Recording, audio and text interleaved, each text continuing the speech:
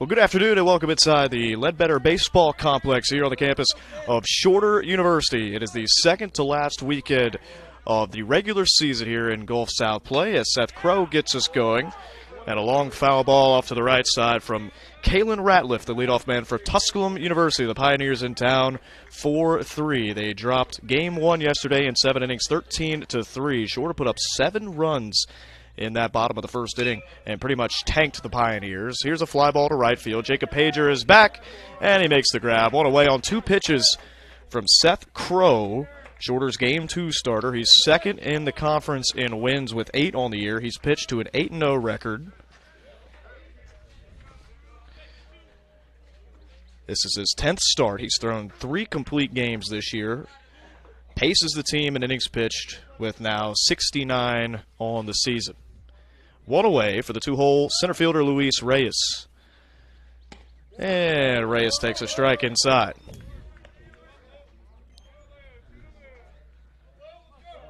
So it took 2 pitches to get the leadoff man Kalen Ratliff. Now it's Luis Reyes, Murphy Flood, and Jake Absher. 2, 3, and 4 for the Pioneers. And a called strike on Luis Reyes to make it 0-2.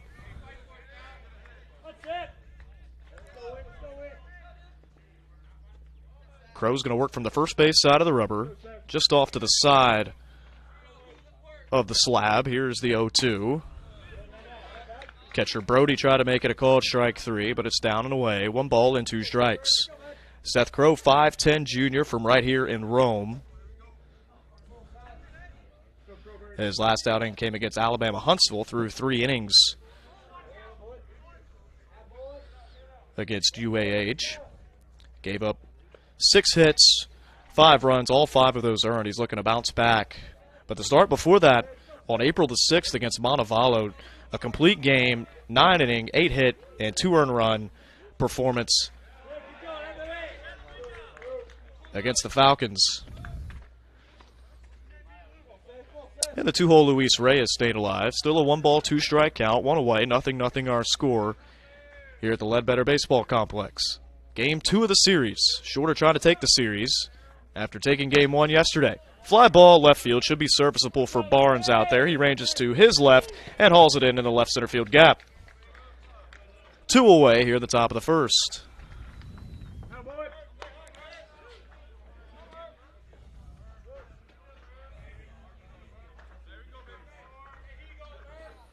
Here's the grad student, Murphy Flood. 4 homers on the year, 41 driven in. Hitting .404 in this 3-hole is Flood. He swings first pitch. That's a good swing, but he's just behind on it. And Crow out ahead, 0-1. So Crow gets ahead, Ratliff, Reyes, and Flood, all 0-1. Couple of flyouts from the 1 and 2 hole. Here's the 0-1 to Flood. Ripped down the left field line. That's going to get down. It's going to be fair and should be for extra bases. Murphy Flood is into second base with a spikes first slide. He pops up.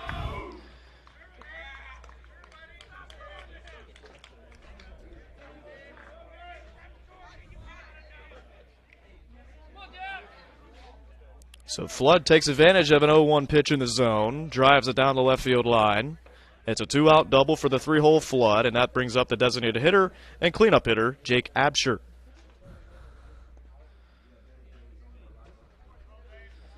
So Crow to the stretch for the first time.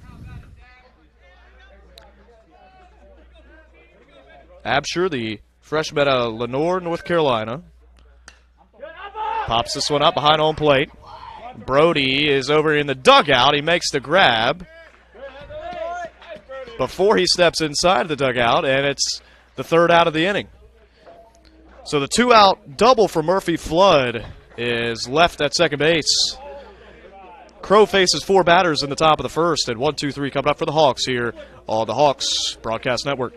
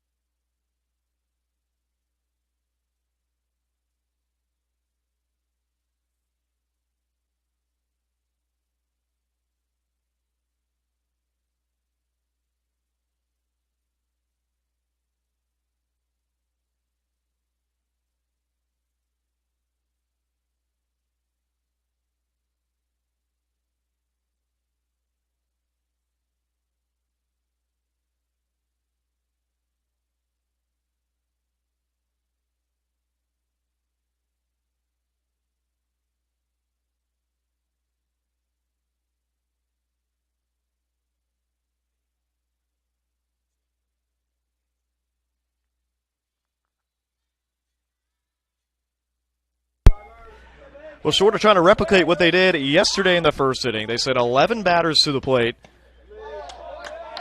and put 7 runs on the board in the bottom of the first inning off Tusculum in Game 1. It's a 0-0 score, and Jacob Pager, the leadoff man for the Hawks, and all-time hits leader in Hawks history, to face Bryce Anders.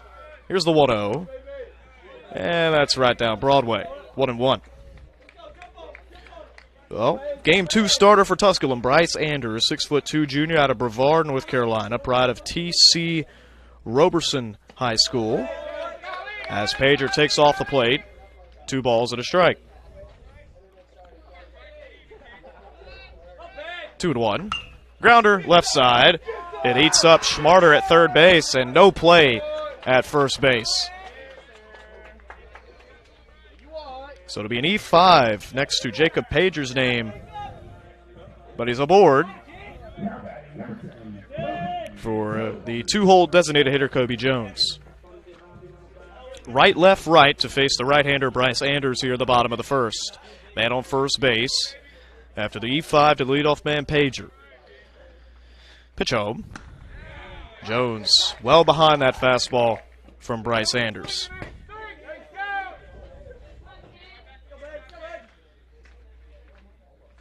Anders making his 11th start, 5 wins, 4 losses this year, 1 complete game, 56 2/3 innings on the hill. Pitches upstairs to the 2-hole Kobe Jones.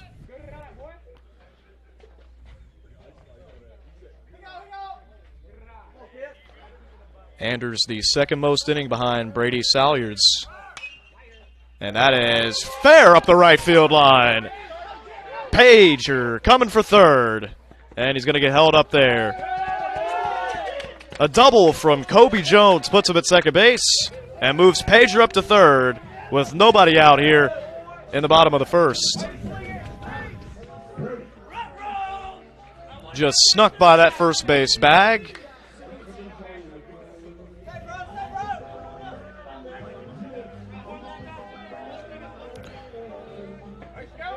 So here's the 3-hole Alex Brody. Men on second and third, nobody out. The job is easy for Brody here in the 3-hole. Infield is back. Something on the ground to the middle of the field should get 1 runner in. Something deep in the outfield, in the air, should most definitely at least get 1 in and should move Kobe Jones to third. 0-1 the count on Brody.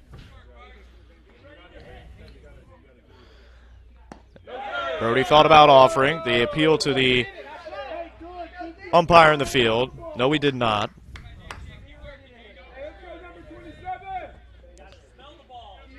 Brody hitting .366, making his 32nd start.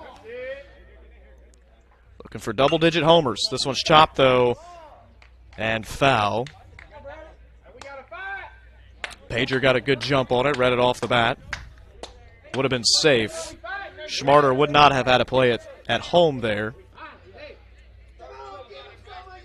Ball and 2 strikes to the 3-hole Alex Brody. And here's the pitch from Anders. And Brody just spoils it. Throws that Marucci stick at it and gets a piece of it, fouls it back. Cal remains 1-2.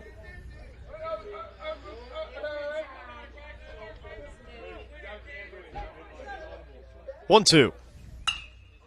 This is not going to get the job done. Popped up right behind the third base bag. Shortstop will call off the third baseman Schmarter, and it's Ratliff there in fair territory, hauling it in. And a big first out for Bryce Anders after the first 2 men reached.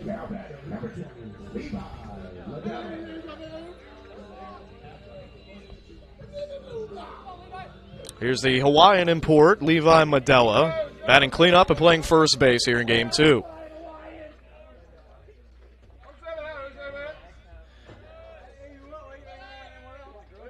It's been a productive first year for the freshman Medella. As he takes downstairs, it gets away from the catcher Collins, but keeps it close enough to keep Pager at third base. Medella hitting .264, an .801 OPS, 4 homers, 23 driven in.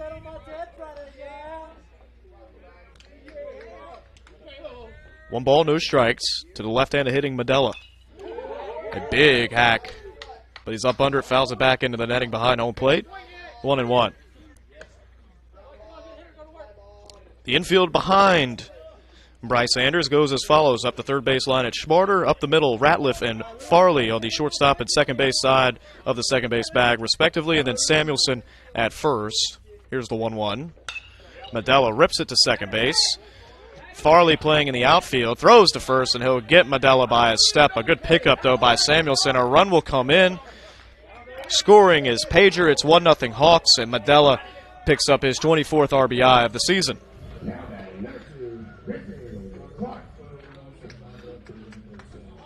Still some work to do with Kobe Jones now at third.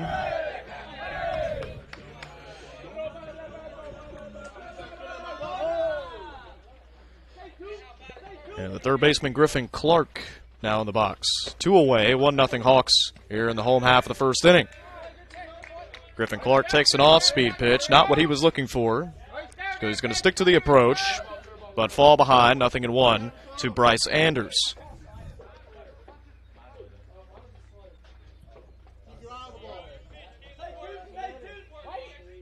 Clark, Barnes, Schroeder, the next 3, should we get there. Clark takes another off-speed pitch. This one's in for ball 1.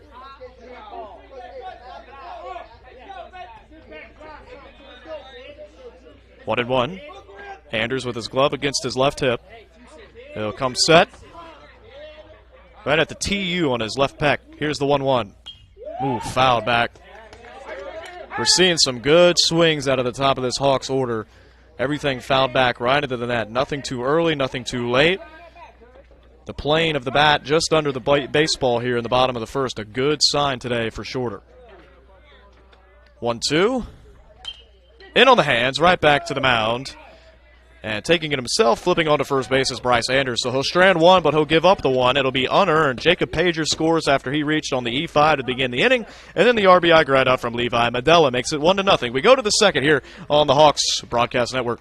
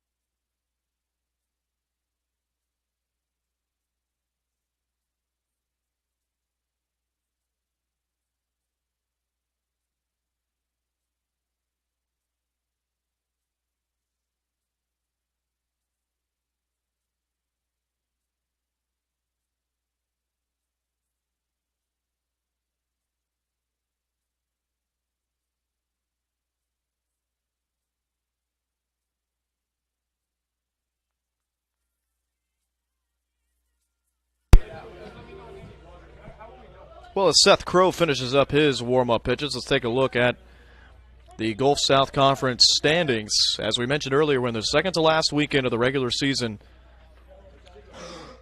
Two schools have already clinched playoff berths, Lee and Auburn-Montgomery. First pitch of the inning. Upstairs to the 5-hole left fielder, Zane Keener. So Lee and Auburn-Montgomery locked into the tourney. Couple more probably coming this weekend. West Florida, Delta State, both at 16-9 in conference play. Right there on the cusp of being the third and fourth teams in.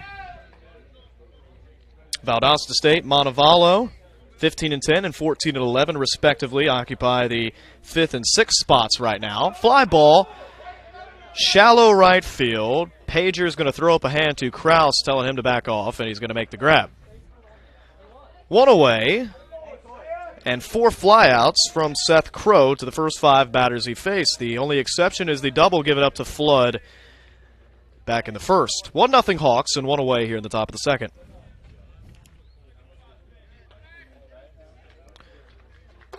Cloud cover shading the field. We had some sunshine earlier. Temperature dropped about 5 degrees, though, just then. Popped up right side. Medella chases it over towards the visitors' bullpen, and it falls out of play. But continuing on with our look at the standings, West Georgia and Shorter right now, the 7th and 8th teams in. West Alabama, Union, Mississippi College, Alabama Huntsville, and Christian Brothers all on the outside looking in currently. So a big series for Shorter.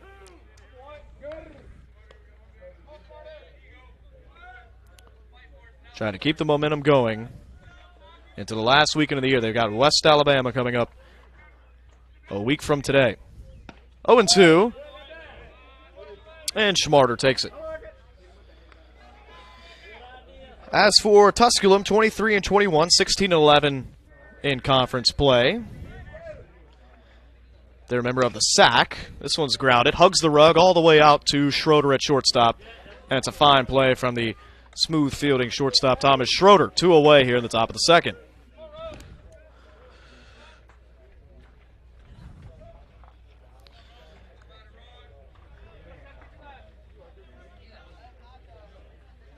And that brings up Will Samuelson.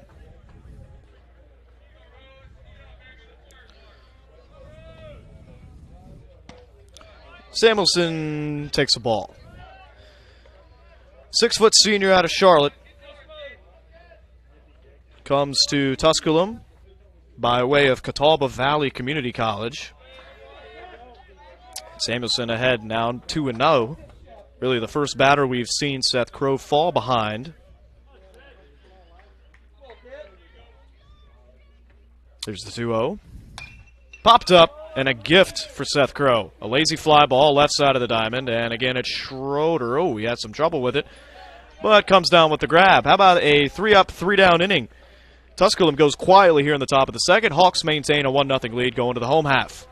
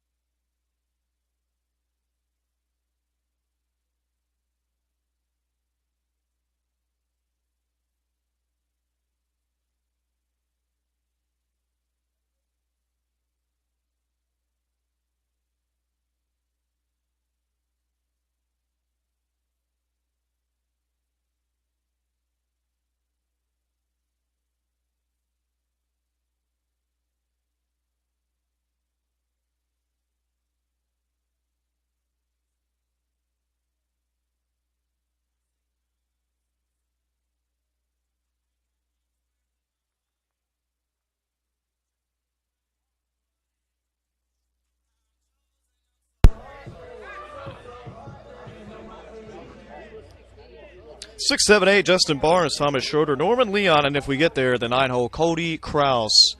Due up here in the bottom of the second, it's a 1-0 Hawks lead after Jacob Pager reached on an error and came around to score on a Levi Mandela groundout in the first. 1-0 our score, and Bryce Anders back out there. And he starts off Justin Barnes 2-0. Anders with kind of a old-timey delivery, throws his hands up over his heads as he comes towards the plate. Boy, this guy must be doing some funky things with the baseball. But a 2-0 pop-out from Justin Barnes is the first out here in the bottom of the second. It is a bit of a gray sky, so that baseball could get lost up there. Not too much wind at sea level, but maybe once it gets up into this North Georgia air, it does some funky things. And a nice little pitching wedge out to left field is going to be a base hit for Thomas Schroeder. Didn't hit it the best, caught enough of it, though, to keep it fair. And Keener, who was playing back, had too far to go to get to it. And certainly the shortstop, Ratliff, couldn't get there.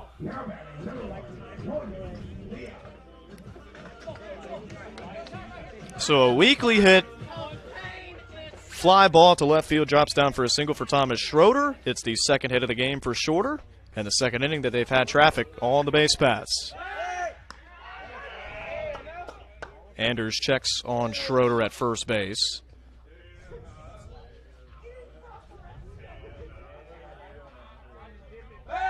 And another check.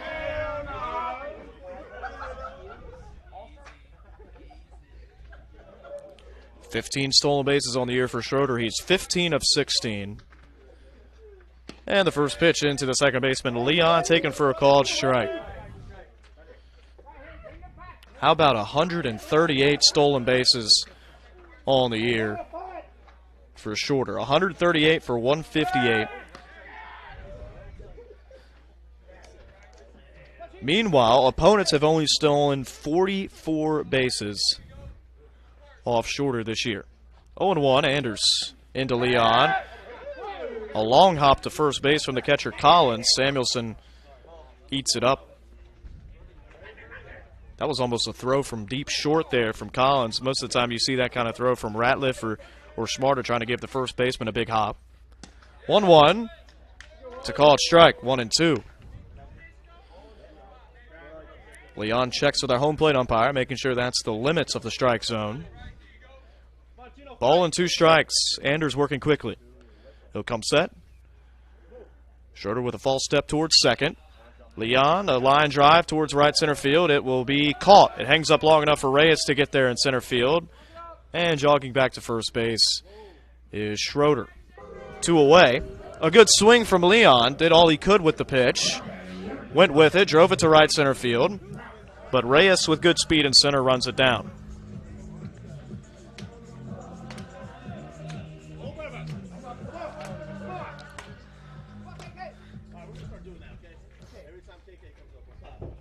So we do get to Cody Kraus, the 9-hole center fielder. Kraus hitting .289, 11 ticks below 300. First pitch to him. He squares the bunt, pulls back wisely. It's ball 1.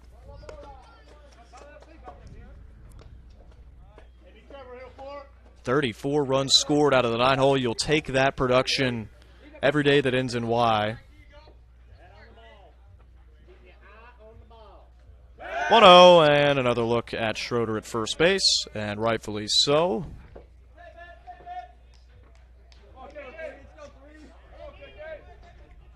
Well, 15 stolen bases in 40 games for Thomas Schroeder sounds like a lot, but he's not even in the top 3 in stolen bases on this team. Norman Leon with 28 on the year.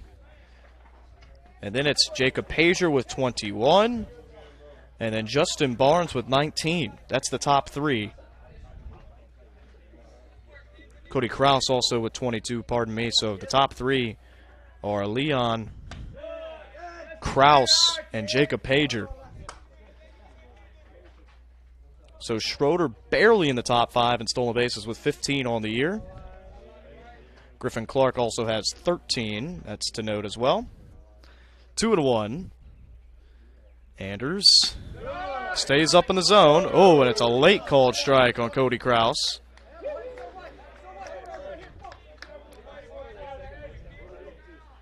Two and two. A lot of twos on the board. 2 balls, 2 strikes, 2 outs. And a 1-0 ball game here in the second. Anders trying to strand Schroeder at first base. He'll step off the back and get him a light throw over to the first base bag.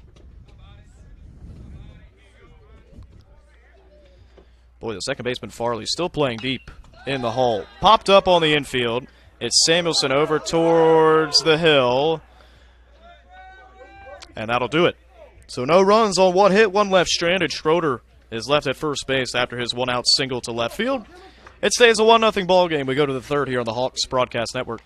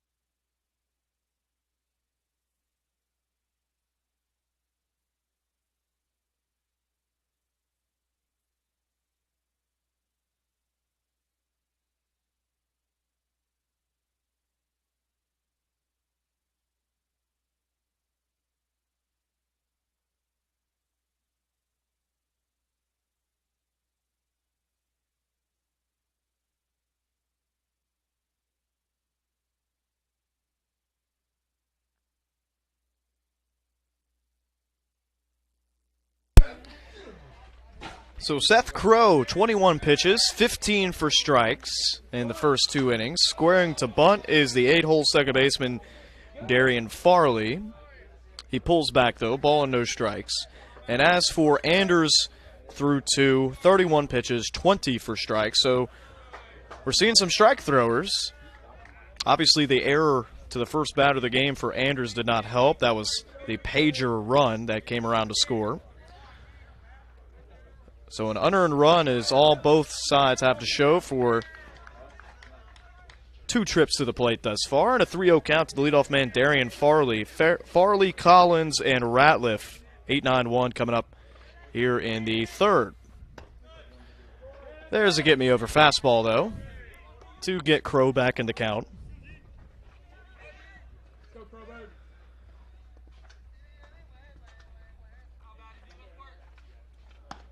Up and away, ball 4. 5-pitch walk, and the first walk issued from Seth Crow puts the leadoff man Farley on first base.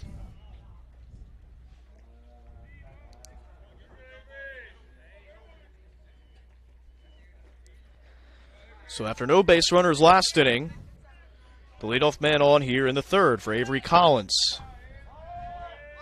Squaring to bunt is Collins. Squared early, drops down a good one up the first base line. It'll work perfectly as a sacrifice. Moving up to second base is Farley.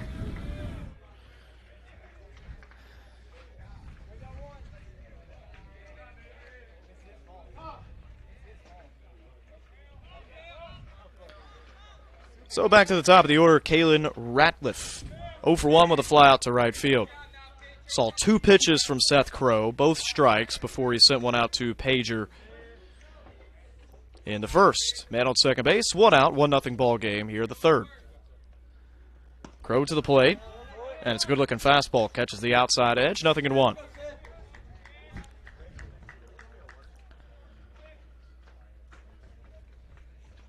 Radliff, the senior out of Lubbock, Texas.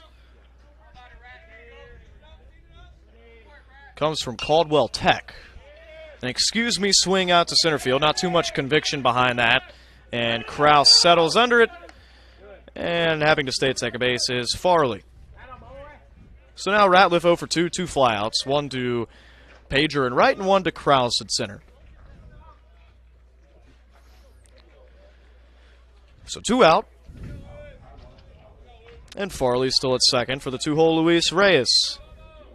He hit one well out to Barnes in the first inning, but Barnes with his above-average speed and left got to it in the gap. And another strike into Luis Reyes.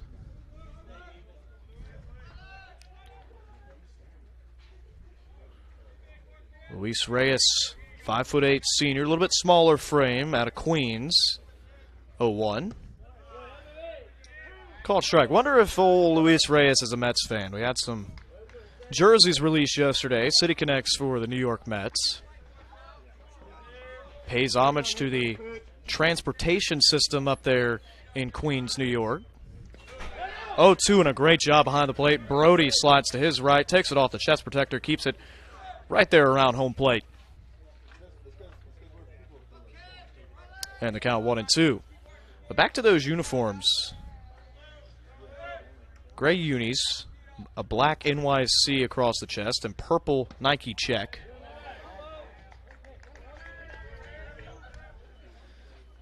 Two and two the count, 2 away. And then a gray ball cap for the Mets. It'll be interesting to see what those look like on field with white pants. Boy, a wide stance for Reyes at the plate. Oh, and Reyes sends an ugly finder over towards the visitors' dugout.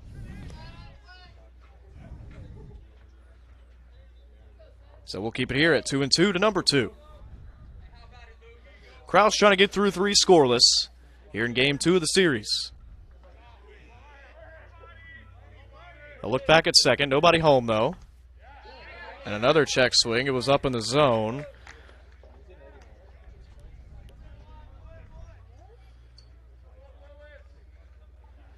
Right where that bat turns from composite to metal is kind of where that baseball touchdown there on the bat of Reyes. 2-2. Ooh. And a close shave on Reyes with the 2-2 pitch, and the count runs full. With nobody behind Farley at second, he'll stay put. And Brody with a good arm behind the plate, so he's not going anywhere. Full count, 2 away. Crow will induce a ground ball. Cutting in front of the shortstop is Clark, and Clark has some trouble with it. Not sure if he would have had a play on Reyes at first base. That'll be an E5. So the second error we've had on a third baseman in this game. Had one on Schmarter in the first inning.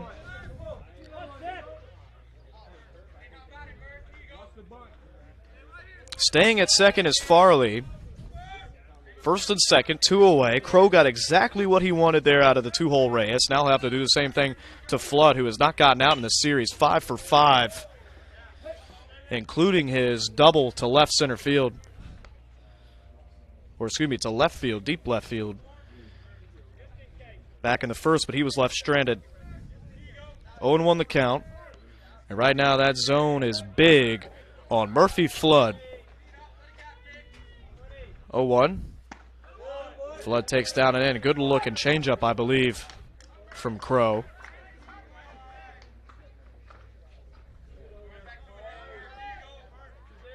Infield is big. Outfield playing big. Murphy already with 1 homer in the series.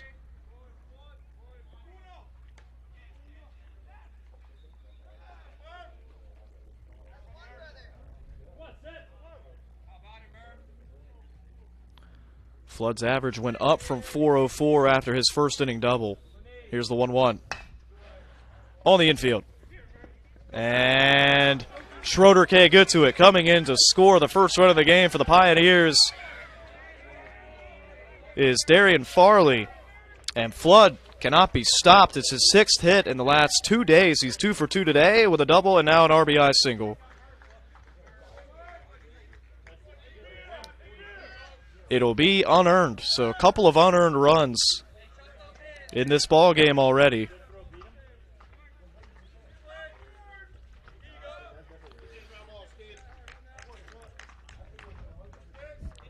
So moving first to third also is Luis Reyes. So runners at the corners and a fly ball to right field. Pager got a good jump on it. He's back a few steps in front of the wall, and he makes the grab. Inning over. A run comes in. It is unearned after the E5 on Clark. And then the RBI single from Murphy. Flood brings in Farley. 1-1. We go to the bottom of the third here on the Hawks Broadcast Network.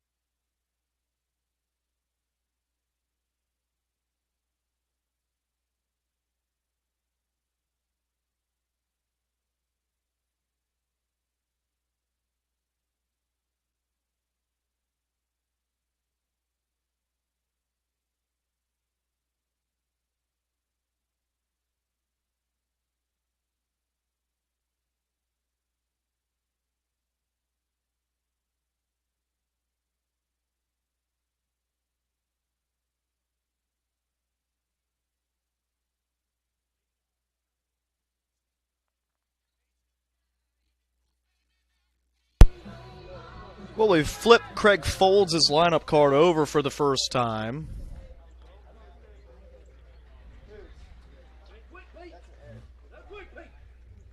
Both sides with a run and 2 hits and 1 error committed. Both of those errors on the third baseman.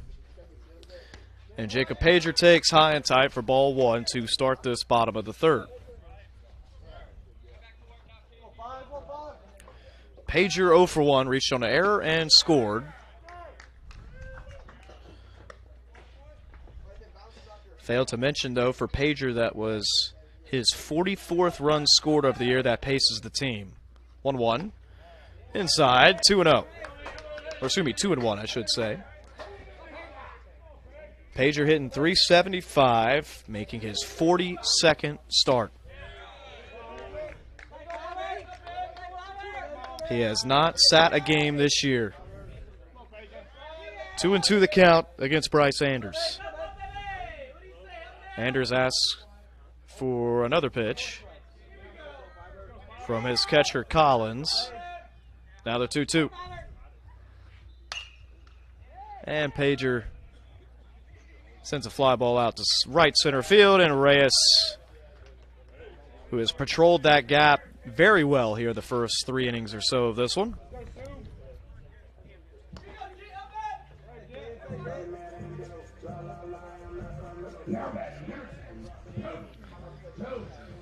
Pager 0 for 2. Now Kobe Jones, who's 1 for 1, doubled and was left stranded in the first. Pulled one right up that first base line. You can see Samuelson maybe shaded just a hair that way this time. The second baseman Farley still a good 10, 12 feet in right field. 1-0. Swing and miss. Got to be careful, though, if you're Farley at second base. There's a definite edge to that outfield grass right there, and he's kind of standing in a gully, if I could describe it. Popped up left side. Schmarter checks his surroundings. He's over near the dugout, and it lands in the home dugout.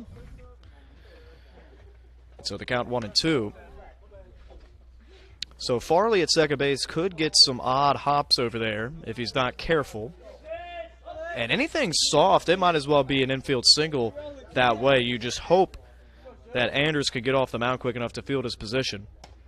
Oh, And chasing up and out of the zone for strike three is Kobe Jones as the first punch out of the afternoon for either side. 2 away here in the bottom of the third.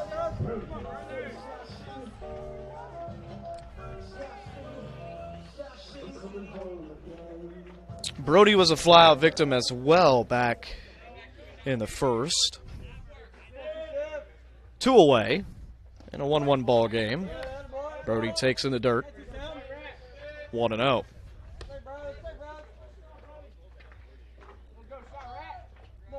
A relatively shallow field here at the Ledbetter Baseball Complex. 299 up the left field line, 307 to right. And the 1-0. Brody takes a called strike. 388 to center is fairly deep.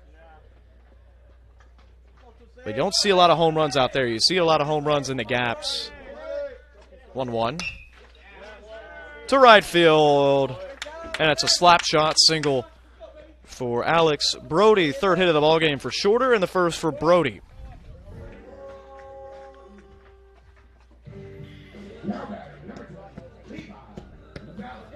That's just a great swing. Stayed compact. Hit through the baseball. Did not fly out. Hit it right where it was pitched to right field. Backside single for Alex Brody. He's on first base with 2 away. And here's Levi Medella. And Medella swings first pitch. And there again is Reyes. Reyes records 2 outs here in the bottom of the third. No runs on 1 hit, 1 left stranded. It stays a 1-1 ball game. We go to the middle innings here on the Hawks Broadcast Network.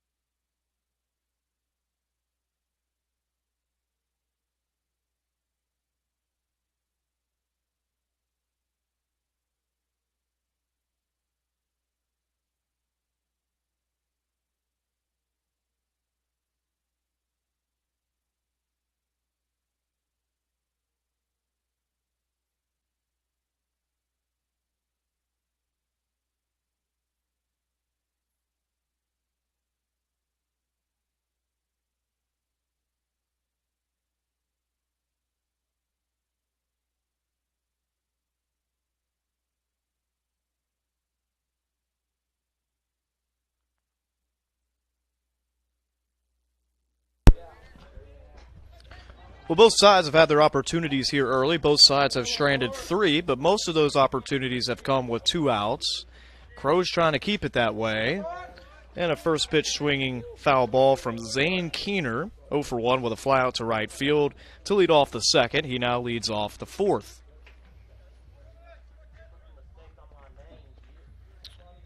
So far for today's Game 2 starter, Seth Crow, 3 innings pitched. He's given up 2 hits, 1 run. It was not earned. He's walked 1 and is yet to record a strikeout. He's kept the pitch count fairly low, 41 pitches now, 27 for strikes. Oh, but this one is deep to right field, and Pager is back to the wall, and that ball is out of here. The first mistake from Seth Crow. It's a solo shot from Zane Keener. And Keener touches them all. It's his 4th home run of the year. He drives in himself for the 24th RBI of the season. And it's 2-1. Tusculum with their first lead of the series. 2-1 here in the top of the 4th.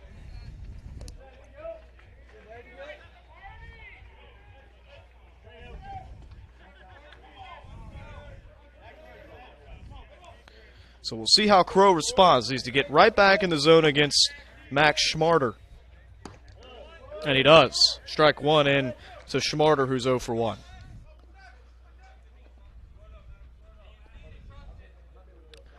It's the 8th home run given up by Seth Crow this season. Second most on the team. Cole McDaniel has given up 13 long balls this year. But he's right back into a good pitcher's count. 0-2 to Max Schmarter. Grounder to third. Clark gets another chance right in front of the third base. Bag throws, and Medella reaches across his body to pull it in. Great play by Medella. Great play by Clark at third base. One away here in the top of the 4th.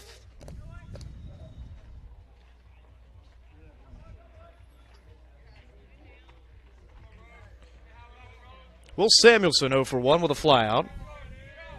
One of the few lefties in this order. Boy, he turns on that one to right field again. That's out of here. In the same spot that Keener just went deep.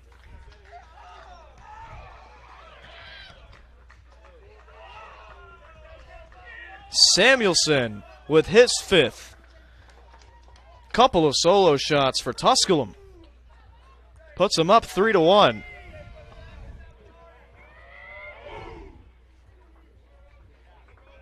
Well, we told you it's a short porch to right. I think the first one would be a home run in most parks. That second one, though, maybe not so much. But all that matters is that it's a home run here at the Ledbetter Baseball Complex, and it's 3-1. Tusculum out in front.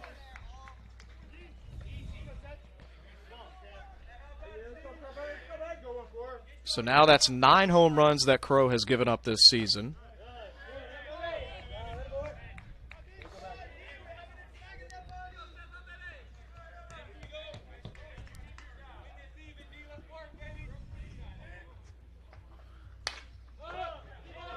A big second out here, though.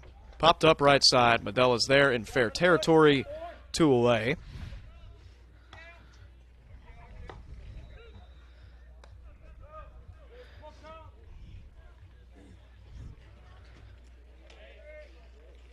And so that brings up Avery Collins. He bunted his first time around to move Farley over to second base. Ended up working out. He came around to score on the single from Murphy Flood. So it was a productive at-bat for Collins first time around. Here's the 0-1 from Crow to him. Down and inside. 1-1. They would love to strand Kalen in that on-deck circle. Ratliff, who's 0 for 2, is on deck. That's the top of the order. 1-1. And a strike 2.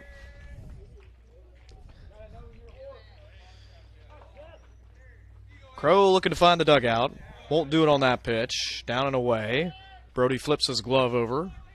Right on the chalk line in that right-handed batter's box. 2-2. 2 out. And a grounder. Big hop. Sunday hop out to Schroeder. Easy play. Inning over.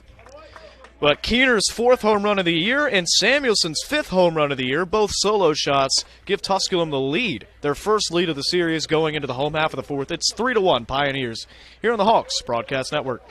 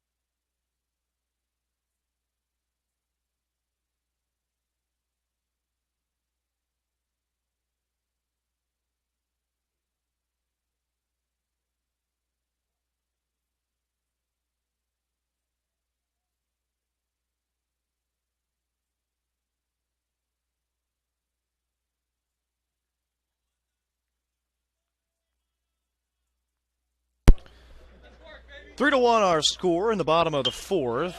Couple of homers off Seth Crow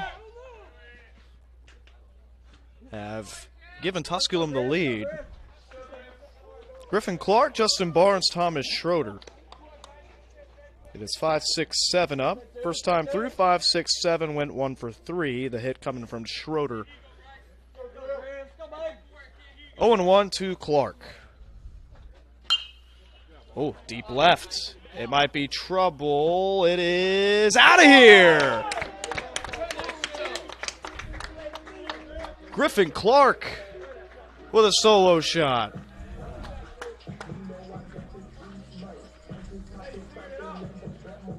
It's just his third bomb. Drives in himself for his 21st RBI. And so Schroeder gets one back.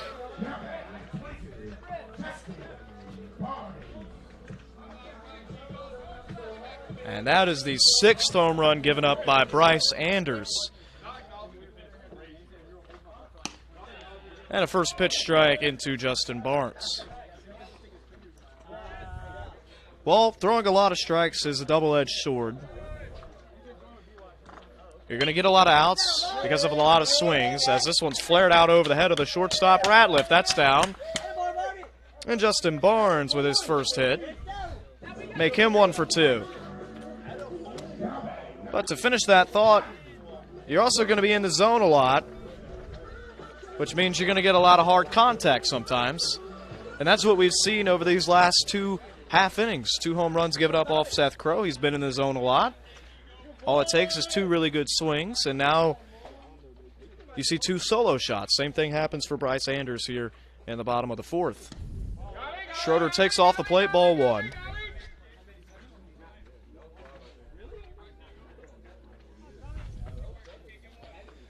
Barnes on first after his single to left center. He represents the tying run. Still early in this one, though. We're just in the bottom of the 4th. We have a 9-inning game to lead us off here on this doubleheader, and then a 7-inning game to wrap up this series.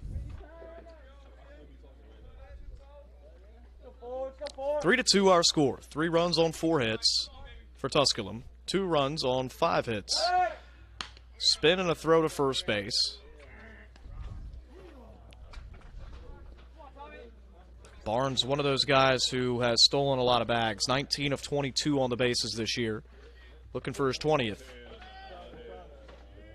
2-0, stays put for now.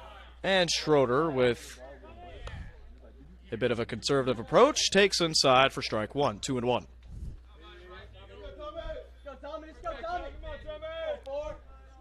Schroeder with an open stance.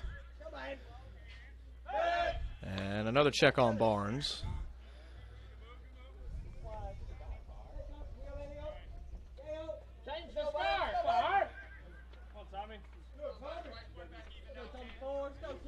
Two and 1. And Schroeder expands just a bit. Could have been ball 3, but he fouls it back towards the gatehouse here at Shorter University.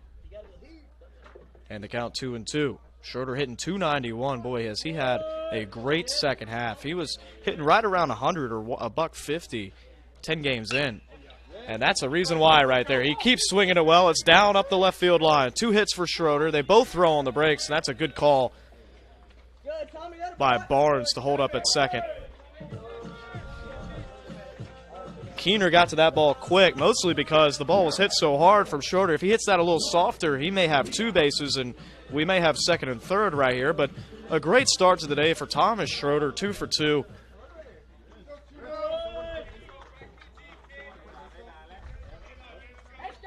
Barnes at second, Schroeder at first. And Leon squares the bunt. He did go around. Oh. Wow, they say he held up in time. My goodness. I can't wait to go back and watch that later on today, because that certainly looked like Leon lunged at that baseball. And his body language showed it too. 1-0. Squares the bunt this time. Oh! And it's a miscommunication between Collins And Anders went up in the zone. I'm not sure what Collins expected there. Typically, that's what you want to do to a guy that's squaring early, throw up. Maybe he pops the bunt up in the air. You don't want something right down the heart, something that's easy for him to lay down. And time called. And I believe this is Todd Ireland out to have a word with his infield. We'll step aside. It's a 2-0 count, and runners at second and third here in the bottom of the fourth.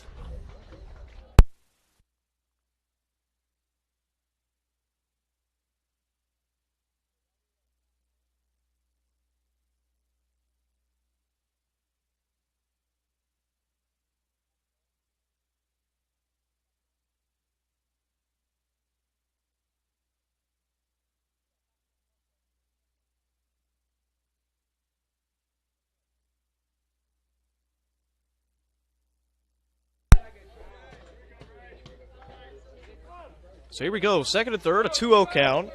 Following the mound visit, Anders, the pitch to Leon. Leon grounds one deep in the 6 hole. He'll go to third. And what a great play by Ratliff to Schmarter. They get Schroeder going second to third. A run does come in to score. So it's going to be a fielder's choice for Leon. Barnes, though, ties it up 3-3.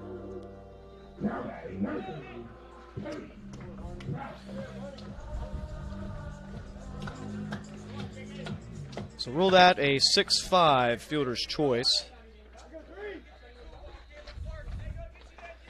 And now back to Cody Kraus.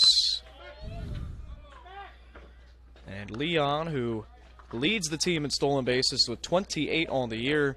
You can bet he's going to get a few throwovers.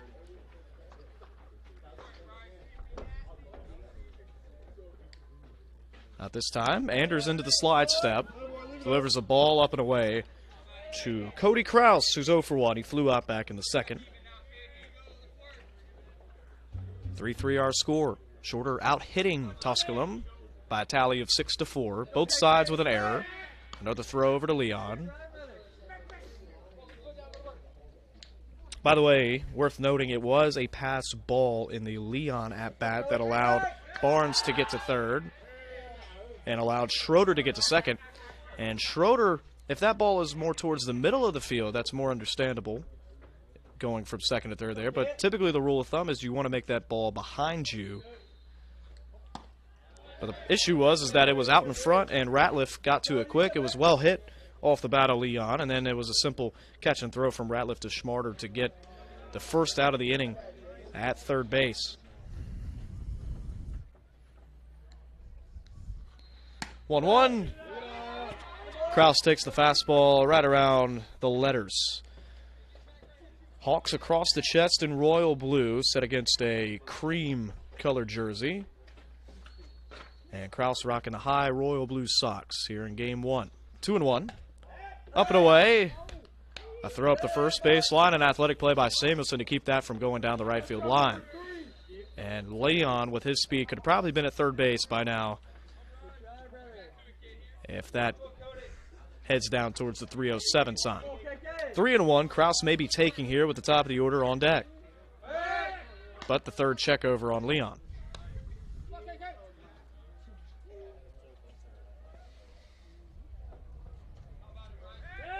Now another.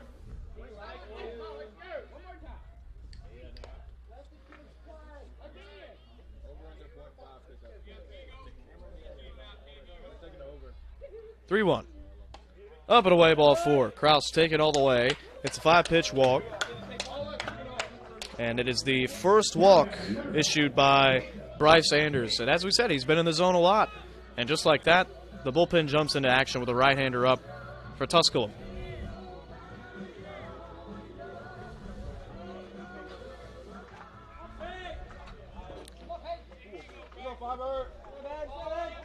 Kraus becomes the 5th base runner of the inning with just 1 out. Men on first and second.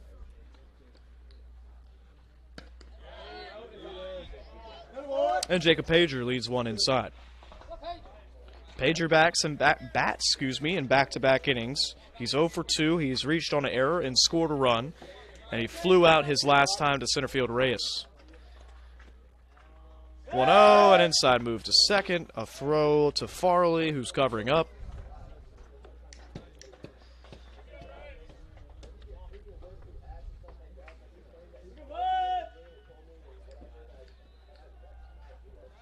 The count to the leadoff man, Pager. Pitch home. Under it. Foul ball. 1-1.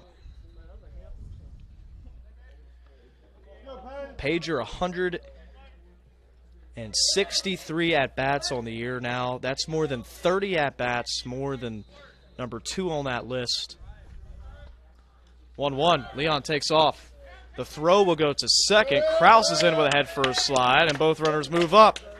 Double steal works to perfection. It's number 29 on the year for Norman Leon, and it's number 23 for Cody Kraus.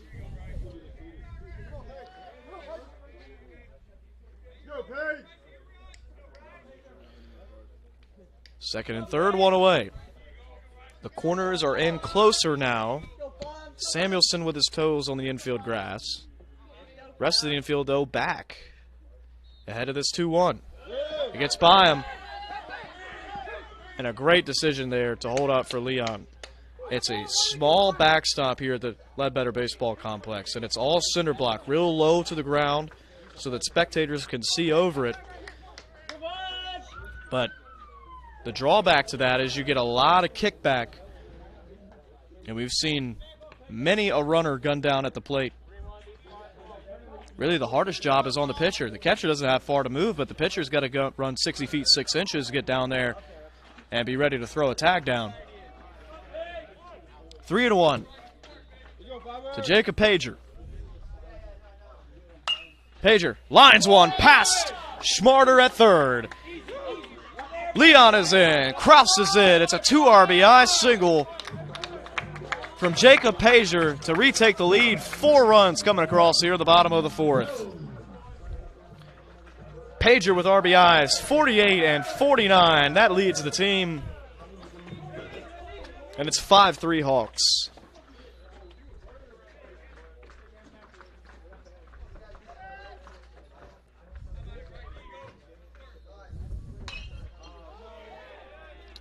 Weak fly ball right behind second base, and Farley can't come up with it. They'll go station to station.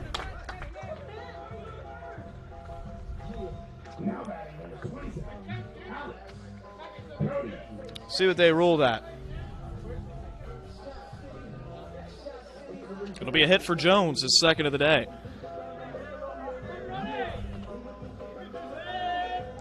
So now, Brody, the 8th Hawk to come to the plate. With just 1 away here in the 4th, the wheels falling off for Bryce Anders, who had given up just the 1 unearned run coming into this 4th inning. He's given up 4 earned already. He's responsible for 2 men on here with the 3-hole Alex Brody at the plate. 0-1 the count. Brody's 1 for 2. He's singled back in the 3rd. 8 hits now for the Hawks. 0-1, Brody to center field. Reyes gives chase. Back towards 388, he hauls it in. Spins and throws one into the cutoff man. In with a slide is Jones.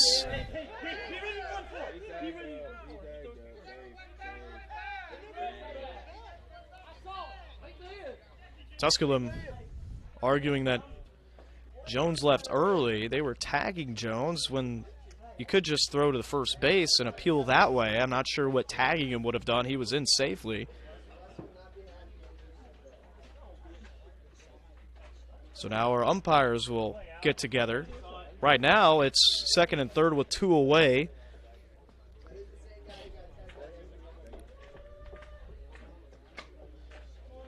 Heads-up play, though, from Jones to tag from first. Anytime you've got an outfielder moving away from the bag that you're trying to get to. Oh, they're going to call him out. My goodness.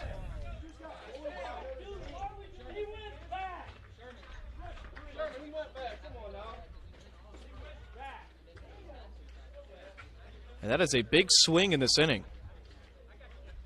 You go from second and third with 2 away to an inning-ending double play on a fly ball to center field.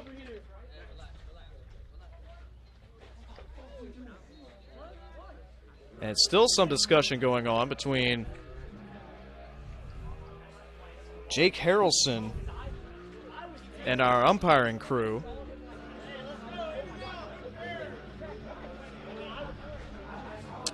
But it looks like that's going to wrap up this 4th inning. 5-3, though. 4 runs do come in. A couple of big hits. One from Jacob Pager, another from Justin Barnes, and Griffin Clark with the solo shot. 5-3 our score. We go to the 5th.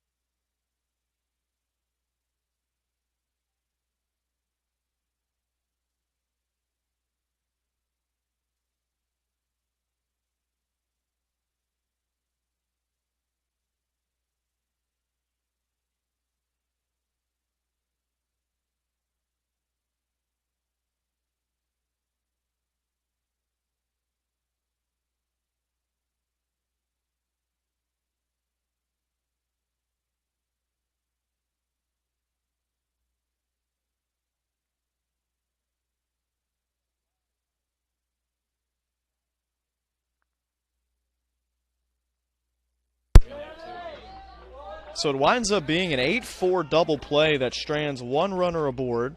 Final line from that last inning, 4 runs, all 4 earned, 5 hits, no errors, and 1 left on base. It's an 8-4 double play off the bat of Brody to end that inning. And cut short what could have been a much bigger inning for Shorter. 5-3, top 5.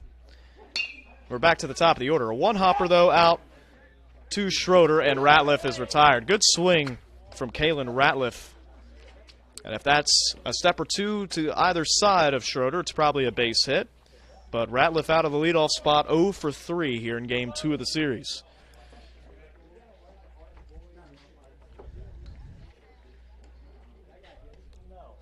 All right, here's Reyes. 1 away. A breaking ball off the plate for ball 1. Reyes 0 for 2. He flew out in the first, reached on an error in the third. Both sides with an error, and both coming on each team's third baseman. Pitch in for a called strike to Luis Reyes. 1-1. Skips home. Brody picks it up. 2-1. It was a long time on the bench for Seth Crow. That was about a 20-minute half inning there for Shorter. 2-1. Up and away. 3-1.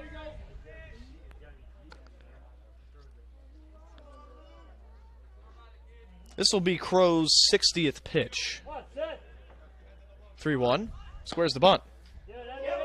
Flips the breaking ball over as Reyes, who had no intention of actually bunting, just wanted to cloud the strike zone a bit. He runs the count full. Another breaking ball. Reaches out, pokes it to short. Schroeder's going to be quick. Got him! Wow! Wow! And maybe a bit of a makeup there for Shorter, but we'll take it. I mean, there's no sense in even having this discussion. Brandon Steele is out talking with our field umpire. Just a 2-umpire crew today. He's right on top of it. If anyone's going to make the call, it's going to be our umpire in the field. Surely they won't go have a conversation now. Luis Reyes with his helmet off and is perplexed up the first baseline. He thought he had beat that infield single out. But 2 away on a couple of groundouts to Thomas Schroeder at shortstop. Murphy Flood bats now, and they will intentionally walk.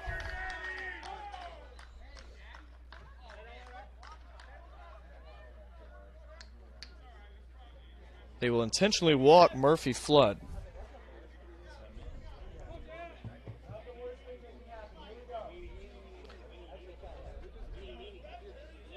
So Flood is aboard after he has not gotten out in this series. That brings up Jake Absher, who's 0 for 2. And Absher takes inside. Absher popped up to the catcher, Brody, and then sent one out to right field for Pager. 1-0 with Murphy Flood at first base. About an 8-foot lead over there for Flood. He stays put. Brody gets his thumb under that 1-0 breaking ball. Can't raise it back enough for it to be a strike. 2-0.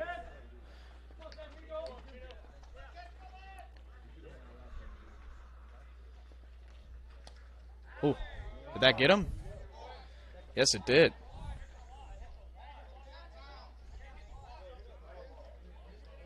And that hit the wristwatch on Jake Absher.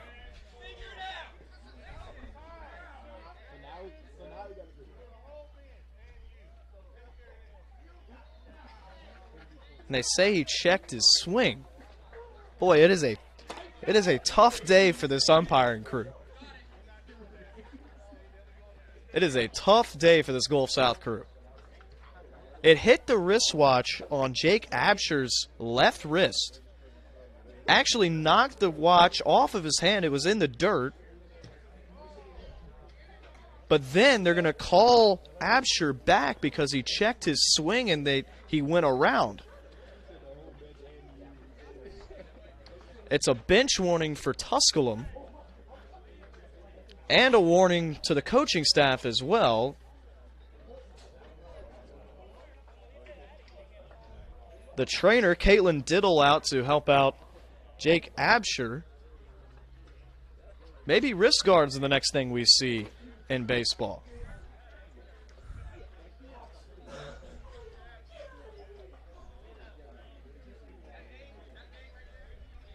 So it looks like it's going to be a 2-2 count. No. A 2-1 count. A 2-1 count on Absher. Boy, oh boy. There's going to be a lot of things I can't wait to go back and rewatch in this one. 2-1. 2-2 now.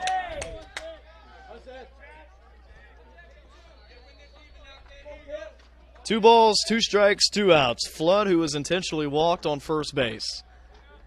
Crow trying to exit this inning with the lead. A line drive, base hit through the left side.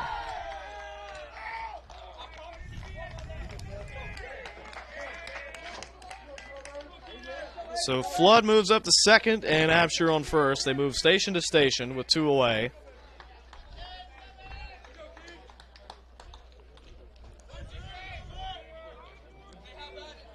Here's Zane Keener. A solo shot, his 4th of the year, led off the 4th last inning. First and second, 2 away, downstairs to Zane Keener. Keener, the grad student out of Knoxville. Transfer from Tennessee. 1-0. Keener, grounder, first base. Medella has trouble with it. Flips to Crow, who's there. Inning over. Boy, oh boy.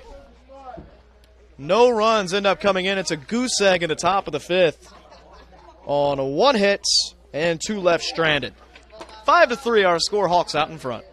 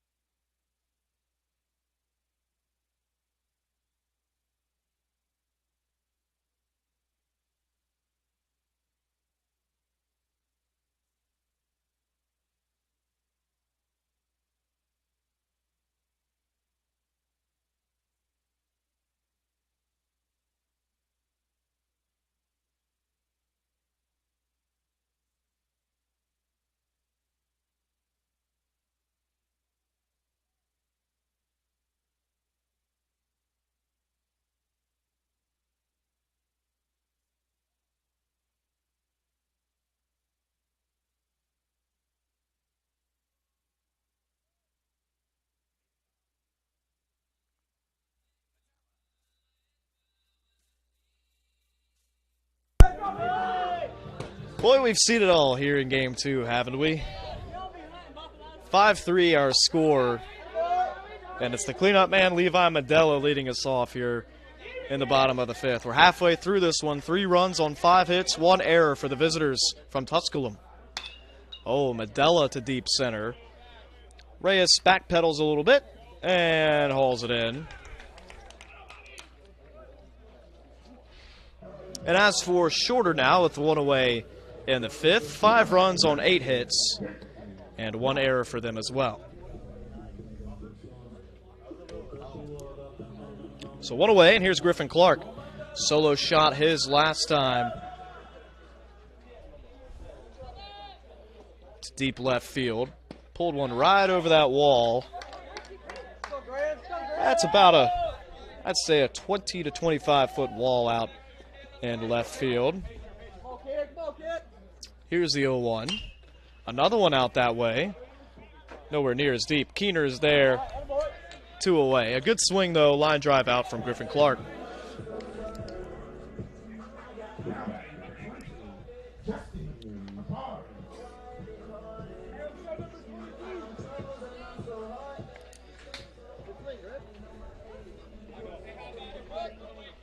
Justin Barnes, 1 for 2. Singleton scored in the 4th. Double deuces at the plate. And the pitch from number 24 on the mound. Misses. Or excuse me, that's in. 0-1.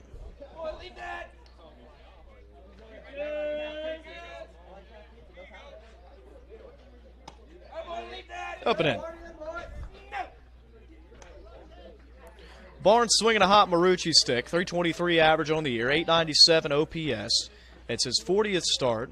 He has yet to hit a bomb, though. He's registered 5 doubles and 3 triples and driven in 18. I guess we got it right. It is a 3-0 count. That pitch, first pitch to Barnes was a ball.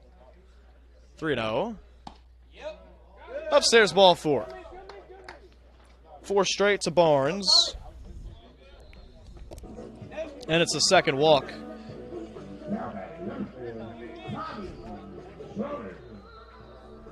For Bryce Anders. Anders was looking for a clean inning. It would be his first clean inning if he would have gotten Barnes.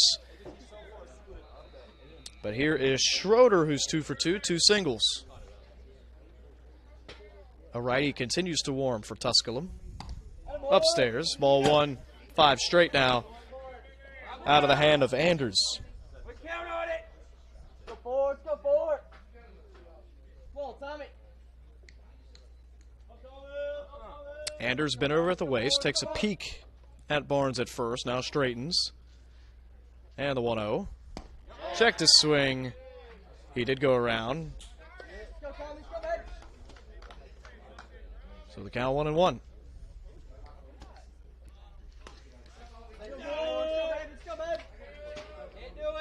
Looks like that is Jonathan Nelson warming for Tusculum.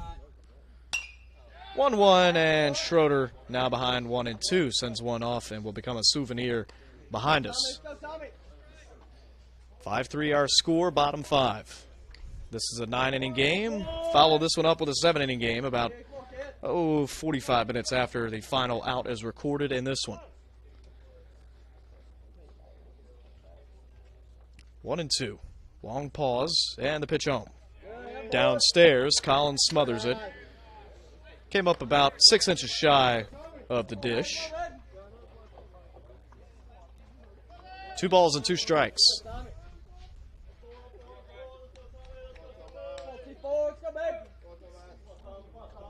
Anders trying to get through 5. Oh, fouls it off, and that catches Collins good. Looks like it got him in his throwing hand. Whole plate umpire going to walk the baseball out to Bryce Anders. And once again, the trainer, Caitlin Diddle and Brandon Steele out to check on Collins. He looks all right, looking at the back of his right hand.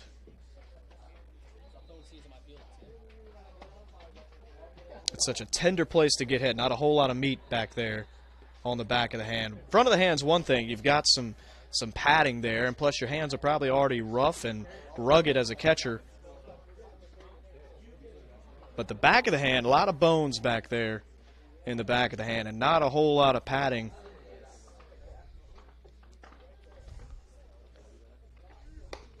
Looks fine.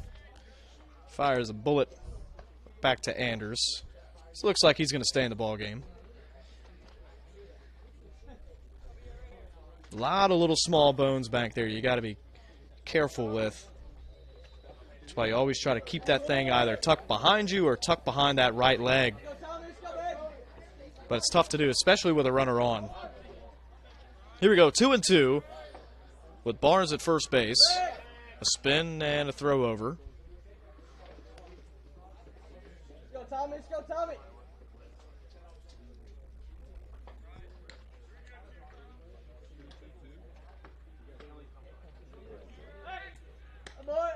And another throw. Barnes, as we mentioned earlier, 19 stolen bags on the year. Looking to get to number 20. He would join an elite club. He'd be the fourth Hawk to get 20 bags this year. Pitch up and away and a full count to Thomas Schroeder. Good boy. Let's go, Tommy. Let's go, Tommy.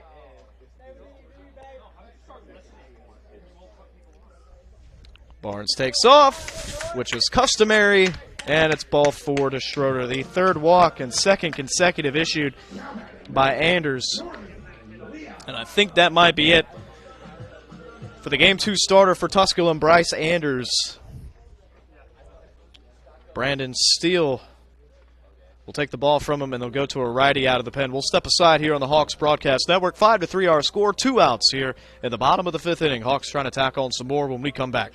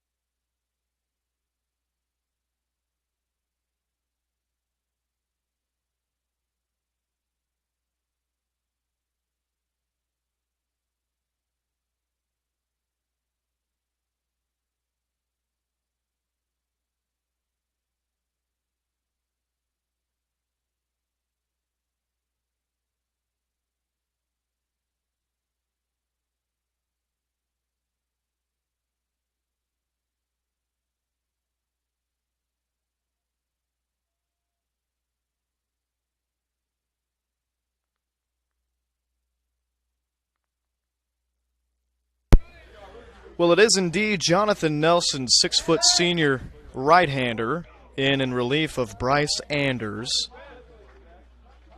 The final line for Bryce Anders, 4 2/3 innings pitched. He fires in 83 pitches, 49 of them for strikes, 8 hits.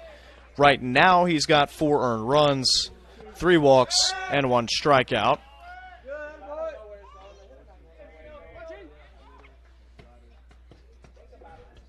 He is responsible for Justin Barnes, who's on second, and Thomas Schroeder, who occupies first. 1-0 the count to Norman Leon. Oh, and Leon chases low. And he would have had to have broken out a golf club to hit that one.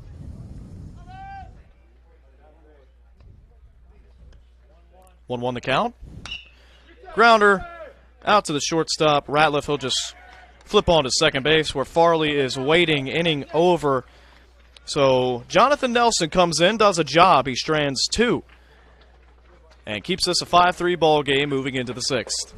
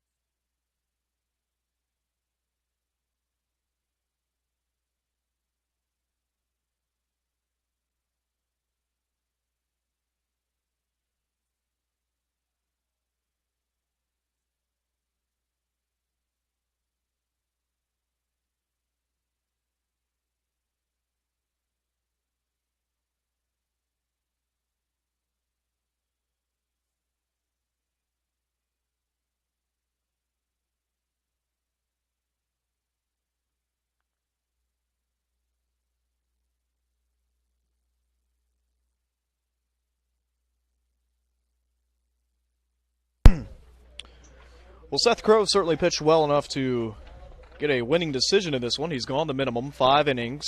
This will be his 76th pitch.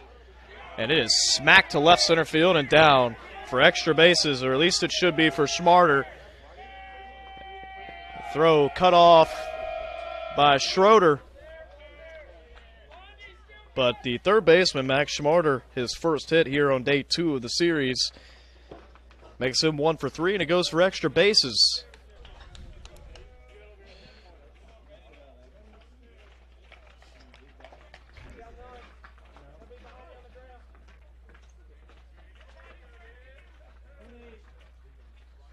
First pitch to Samuelson, who homered his last time up, his 5th of the year. Came in solo fashion and gave Tusculum a 2-run advantage at the time, put them up 3-1. Nothing in 1. Crowe into Samuelson. Ooh, rope to right field, but look at pager fly to it. He's got it. Tagging, moving from second to third is Schmarter. On the line out to right from Samuelson. Can't hit it any better. Hit it right on the nose.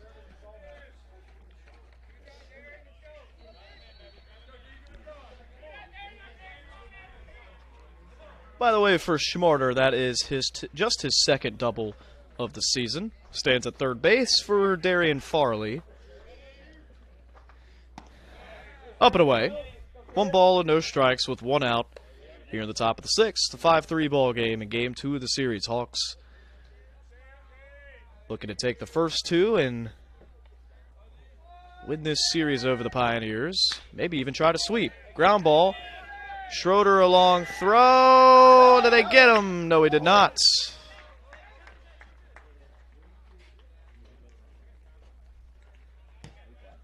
Well, Medella leaped up in the air, came off the bag. He was hoping to get a tag down on Farley. Now, this is a good appeal because home plate umpire did have the angle up the first base line. Meanwhile, the field umpire did not. He was kind of looking at the back of Medella as Medella came back down, and now Farley is getting checked out by Caitlin Diddle. The call will stay safe at first base. Farley kind of slowed up as he neared the bag. He didn't want to have a collision with Levi Medella. They're looking at the leg, I believe. Maybe the left leg? Trying to jog it off. Schmarter does come in to score.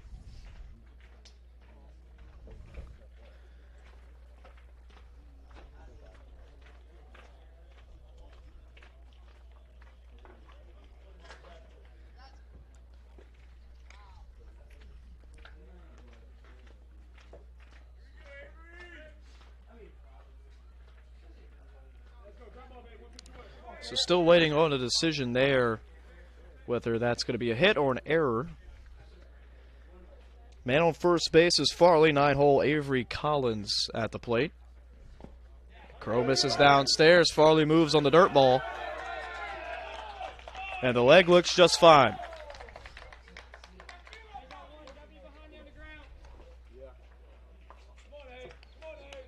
He represents the tying run. 5-4 ball game, both sides with 8 hits. 1-0 the count to the 9-hole Collins, who's 0 for 1. He laid down a sac bunt. That's been his productive at-bat thus far. Deep fly ball center field. Krause is going to work in on it. Tagging moving second to third. It's going to be a good throw in, though, from Krause. But in safely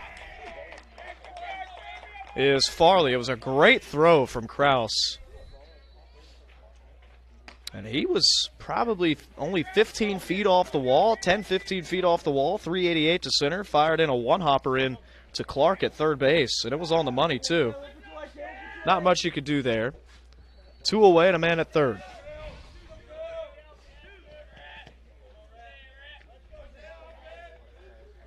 One run in the inning. Looking for a second is Tusculum. Fouled off, nothing at 1.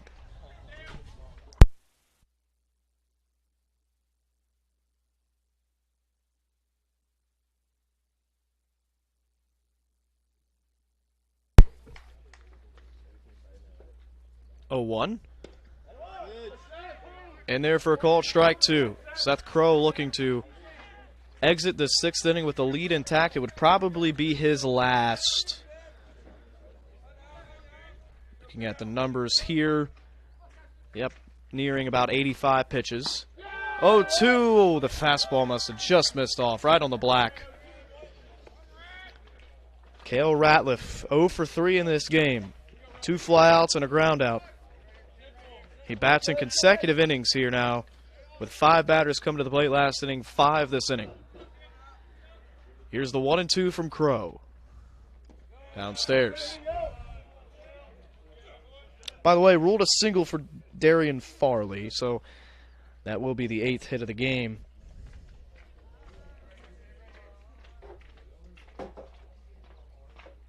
Actually, I take that back. It's just the 7th hit of the game for Tusculum. Here's the 2-2. Out in front, ripped to left field, and if you rotate the field about 45 degrees counterclockwise, that may be extra bases for Cale Ratliff. 2-2 one more time to the leadoff man. Trying to strand one. Chopper, Sunday hot for Schroeder. Easy, does it over to first base, hitting over. So Crow gives up the 1 earned run after the Schmarter leadoff double, and the single from Farley brings them in. 5-4. Hawks need 9 defensive outs to take game 2. They lead it by 1 here, going into the bottom of the 6th.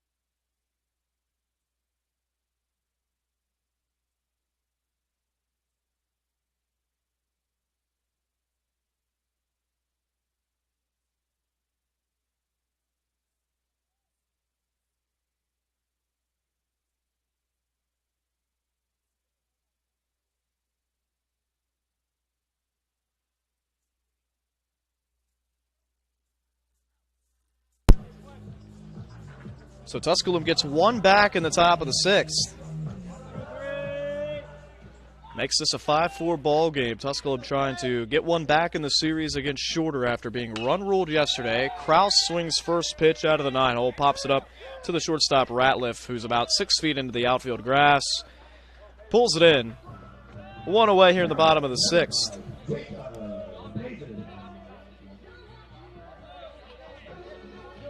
So Jonathan Nelson, the 6-foot senior out of Knoxville and pride of Carnes High School, comes in and gets 2 outs to Norman Leon and now Cody Kraus. Finished up last inning, stranded 1, and then gets the leadoff man here in the 6th. And we're back to the top of the order. Trying to go 2 pitches, 2 outs. Boy, laying out is Farley. He's not going to have a play at first base, but what an effort.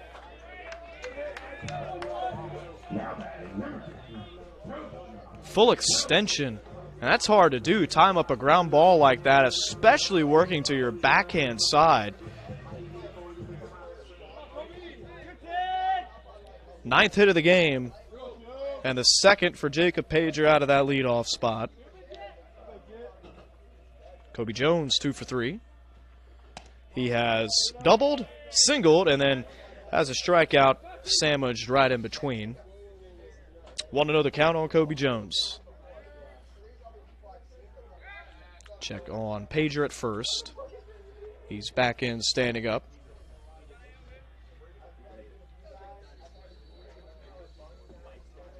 "5-4 game. 1-0 the count. Center field again. Boy, Reyes, he has just been a ball hawk in center field. Pager goes back. Thought he might tag, but ball gets back to the infield fairly quickly. 2 away.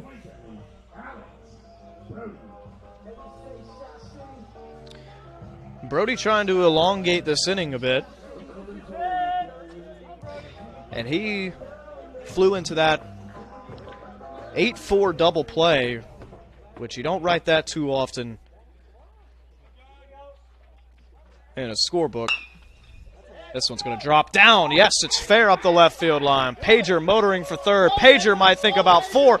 He hits the inside corner of the third base bag, and he's in to score. A big 2-out extra base hit from Alex Brody. Gets that one back and puts the lead at 6-4.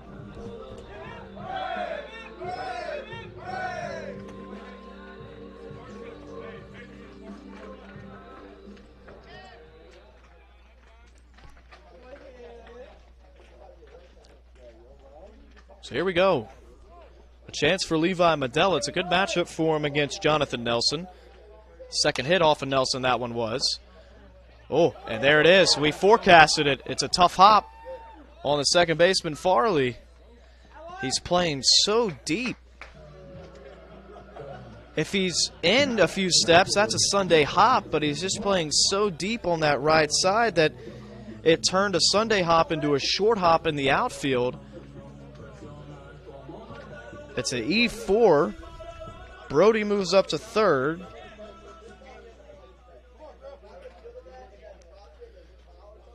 Some big runs out there right now for Shorter. 2 away, first pitch. Out to short. And Ratliff will again go the short way to Farley at second base. So the error will buff out for Farley at second, but a run does come in to score after the 2-out double from Alex Brody down the left field line. Brings in Pager at 6-4. We go to the back third here at the Ledbetter Baseball Complex on the campus of Shorter.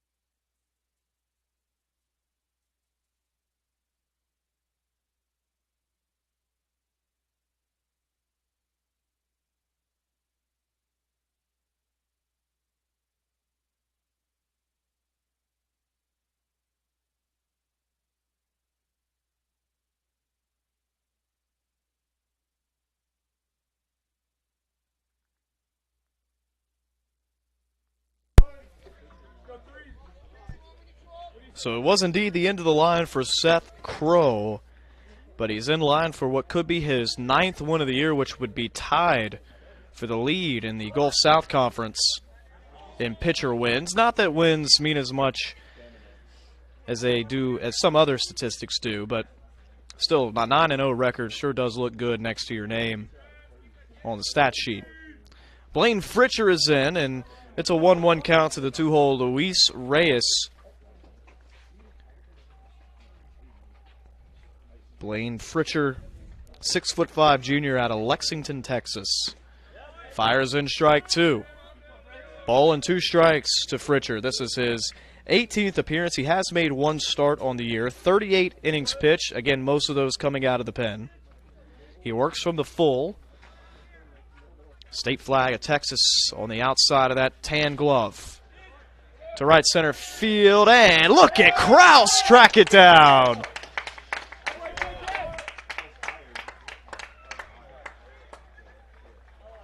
Oh, what a stellar play.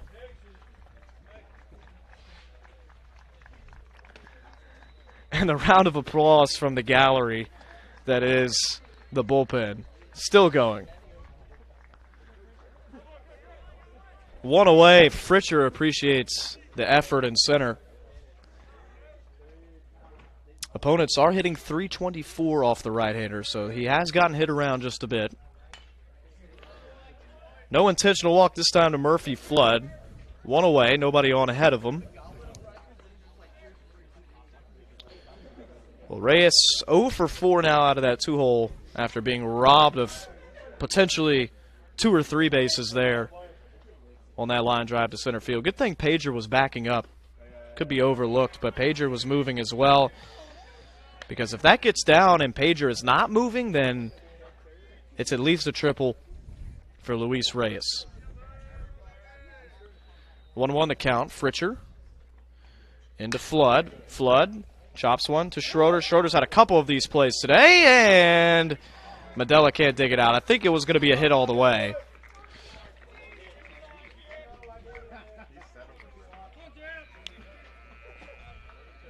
Murphy Flood 7 for 7 in the series.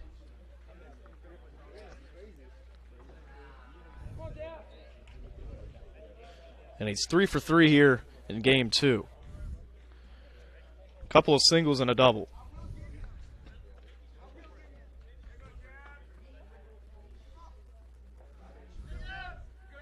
One away and a man at first base, tying run at the plate.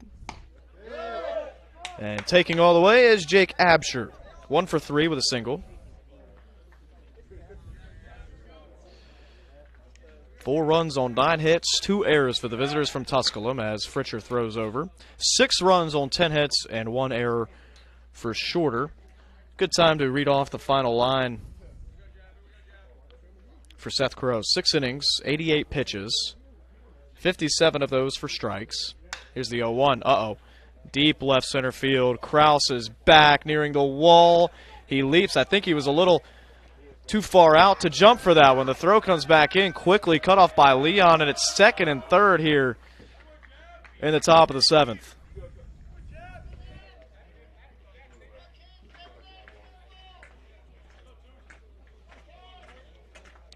So a single and a double off Blaine Fritcher in his first inning of work. Finishing up that line for Crow. 7 hits off of him. 4 runs, just 3 of those earned. 2 walks, and he did not strike out a single Pioneer in his 6 innings. But now Fritcher in a jam. 2nd and 3rd, 1 out for Zane Keener, who's homered in this ball game. And Keener takes off the plate.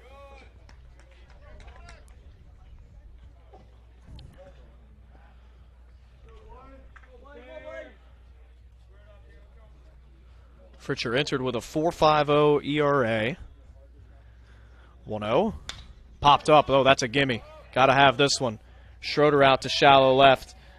No one will tag. Runners will stay put, and that's a big, big second out for Blaine Fritcher.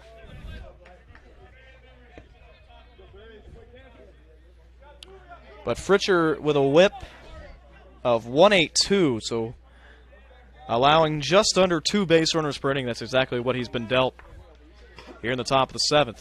as the Hawks start to count outs here in game 2. Now they need just 7.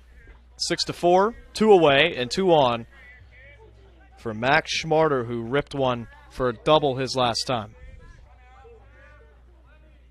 10 hits offside. Here's the first pitch to Schmarter. He takes.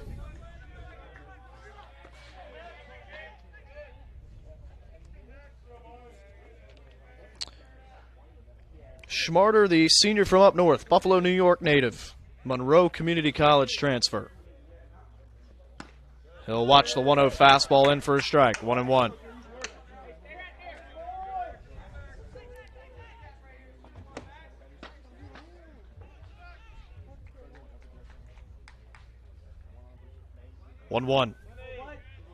Fritcher set below the letters.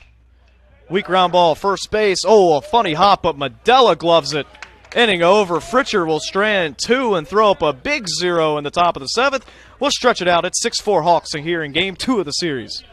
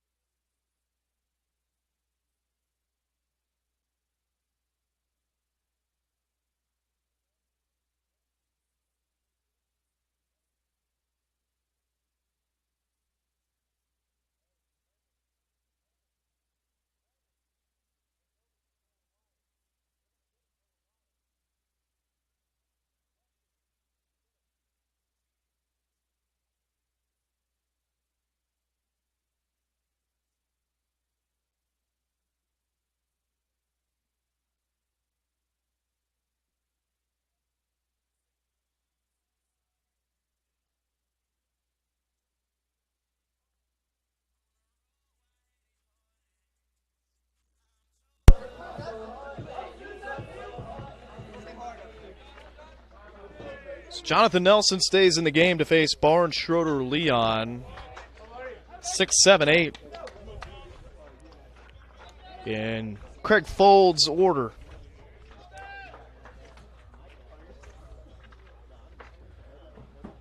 Ball and no strikes.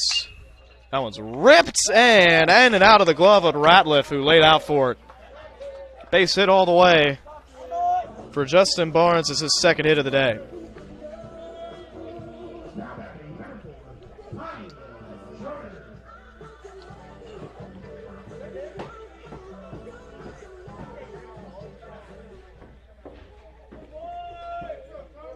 Eleventh hit of the game for Shorter. They registered 12 yesterday in the 13-3 win. Surely they'll surpass that total if all things go as planned here the rest of the way. They need some insurance runs. 6-4 our score in bottom 7, but Tusculum's had their opportunities to tie this ball game. They had a prime one last inning. After the line out from Luis Reyes to center field, it was a single then a double from Murphy Flood and Jake Absher to put runners at second and third, and then Blaine Fritcher Houdini'd his way out of that with the fly ball to Schroeder at short, and then the ground ball to Medella at first to strand 2. 1-1 all the way to the backstop, moving up 90 feet. Justin Barnes on the wild pitch. Schroeder has reached base all 3 times, 2 via a single and once after a walk inside, and the count 3-1.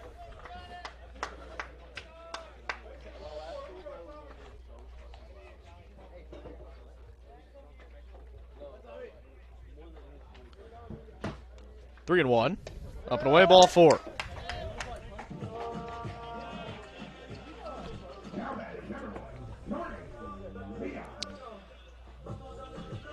It's the first walk from Jonathan Nelson. No action for Tusculum in their pen.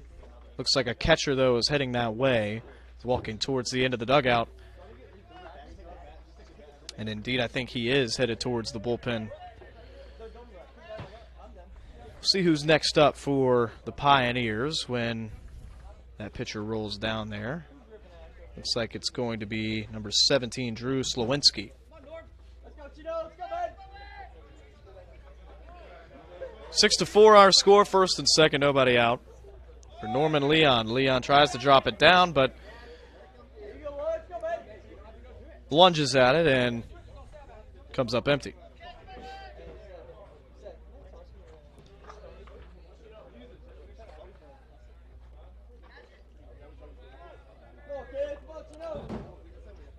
No balls and a strike.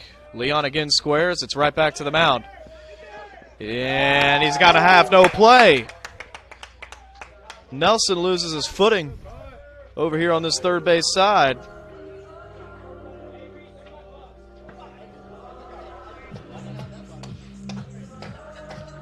And now they're going to come out and check on Jonathan Nelson.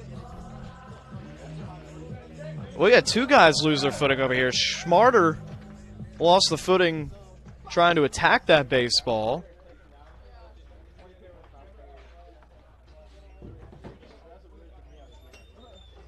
So Nelson having a conversation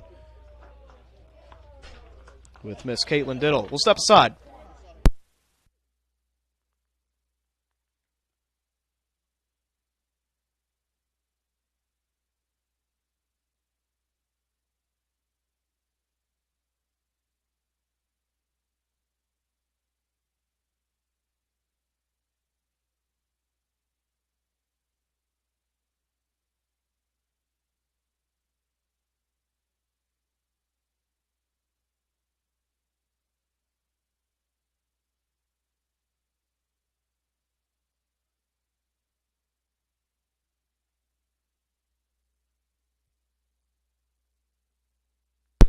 So three batters have come to the plate here in the bottom of the seventh. All three now occupy a base. Barnes at third, Schroeder at second, and Norman Leon after his infield bunt single. And Cody Kraus at the plate. Bases loaded, nobody out. 6-4 our score.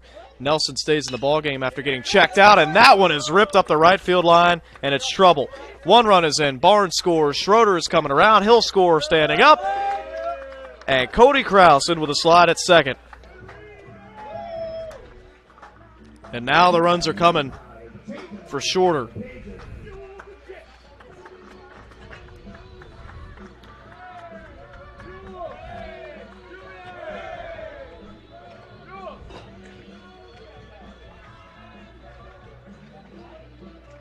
And a lot of the runs coming from this bottom half of the order. 6 of the 8 runs have come from Griffin Clark and down in the order. So that's the 5-hole through the 9 holes. 6 of the 8 runs scoring from those spots. Grounder, this will get a job done. A run will come in to score, and the first out of the inning is recorded as Jacob Pager is tagged out by Samuelson.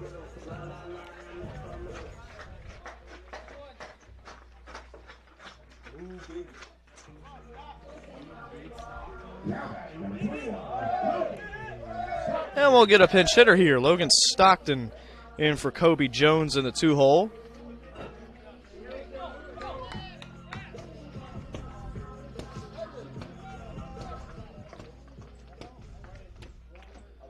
Pager picks up the RBI on the ground out, and now Kobe Jones is hit for by Logan Stockton.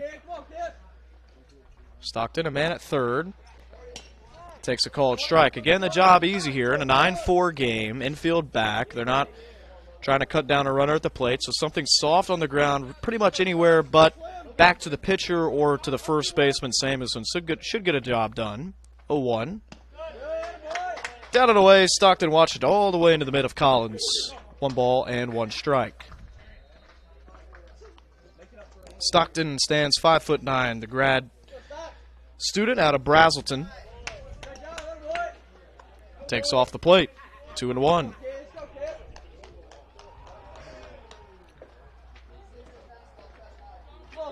9-4 our score. 3 runs coming home here in the bottom of the 7th. Trying to put Tusculum out of this. Stockton takes a strike, 2-2.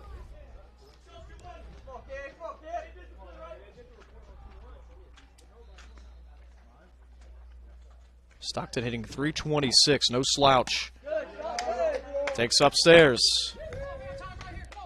Well, as a team, Shorter's hitting .309, which is up there, ladies and gentlemen. That is up there. Full count. And Stockton takes ball 4. An incredible at-bat off the bench.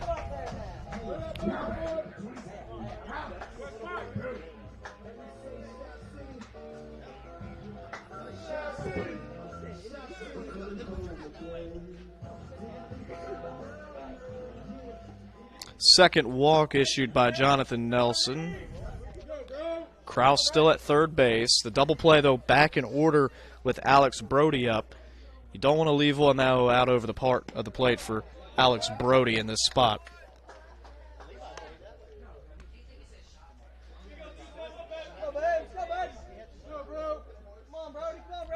Two righties loosening for Tusculum. Ball and no strikes. And a pitch taken for a called strike. Baker's dozen in the hit column for Shorter. One more than what they put on the board yesterday. High chopper. 1 run's going to score. The only play will be to first base, and they'll get Brody with a good stretch from Samuelson. Make it 10-4. And 2 away.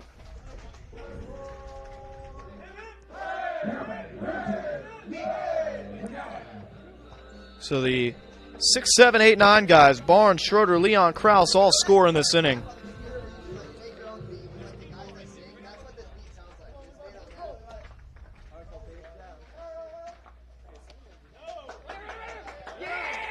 And look at Stockton with a good read. Moves up to third base.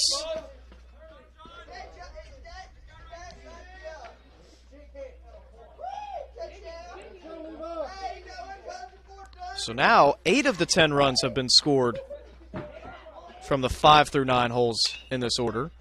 That one's ripped towards the bullpen. Oh. Pinballs around down there. Thankfully doesn't catch a Pioneer warming up.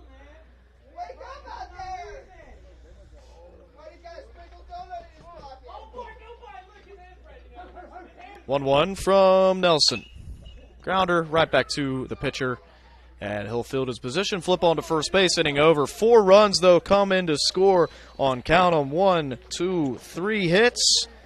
And then some manufacturing of runs at the top of the order. Pager grounds out for an RBI. Brody grounds out for an RBI. Kraus picks up 2 on the double. And it's a 10-4 game going to the 8th.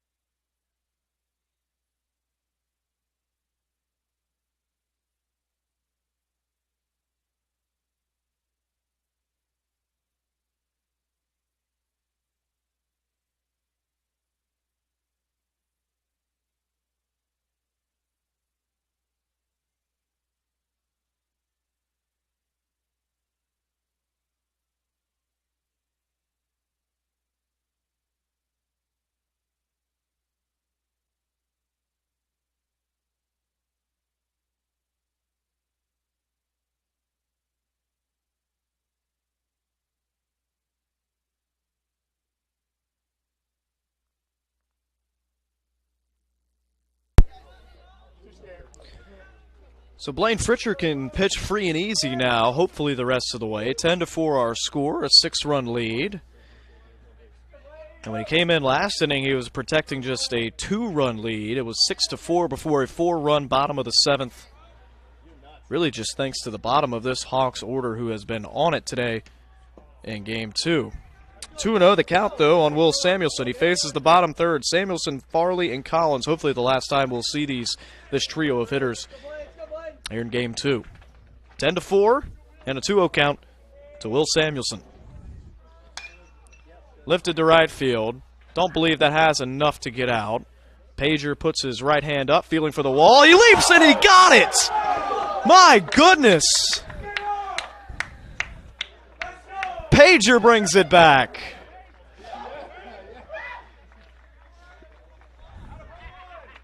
Well, it got up into the jet stream, and it just kept carrying. Timed it perfectly. And this outfield has just shown off today. 1 away here in the top of the 8th.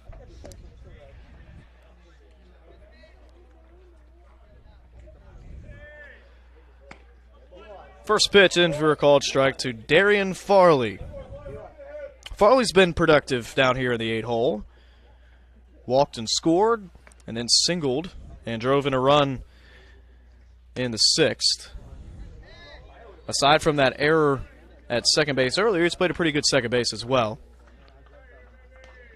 1-1 the count.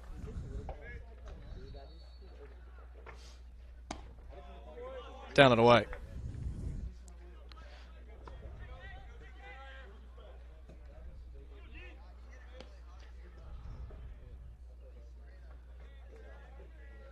Blaine. 2-1 and Fritcher from the full.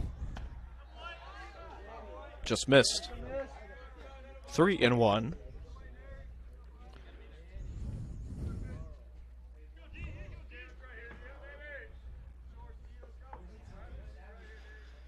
Three one.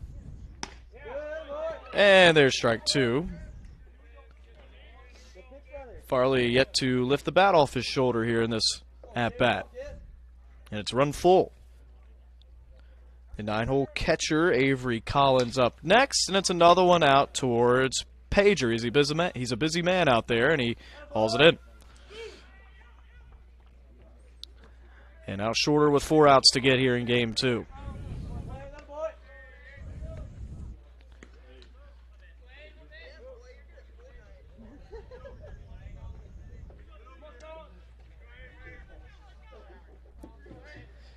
Righty on lefty, the 9-hole Avery Collins.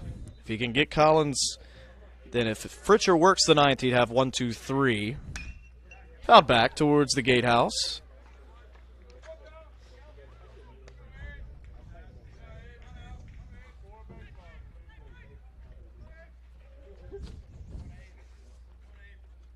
Nothing at 1. 2 away, and nobody on ahead of Collins, who's working on an 0 for 2. Another one out to Pager in right field. And he's got it.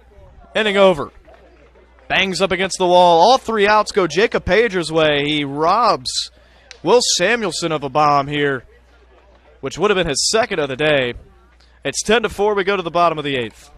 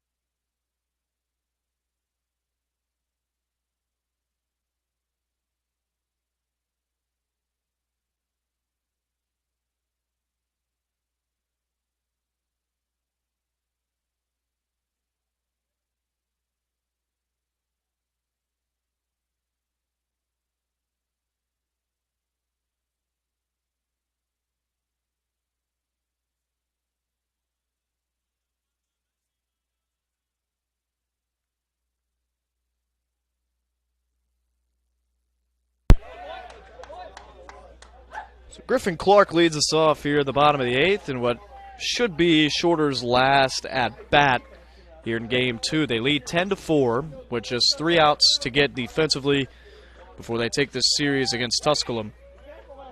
Jonathan Nelson's outing is over. They turn to Trajan Fox Birdwell, 6'2" right-hander out of Rockledge, Florida. Transfer from Brescia University. And for Fox Birdwell, it's just his 8th appearance. He has thrown 8 innings on the dot. He's given up 12 hits across those 8 innings. And right at a 2 whip. Here's the 2-1. Grounded, paralleling the third base line. A nice play by Schmarter working to his right. Throws out Griffin Clark.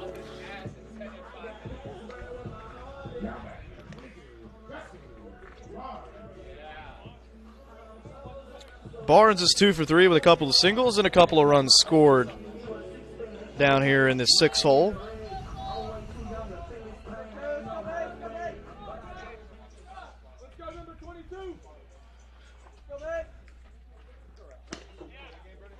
Wow. And Fox Birdwell filling it up, and with a stiff fastball.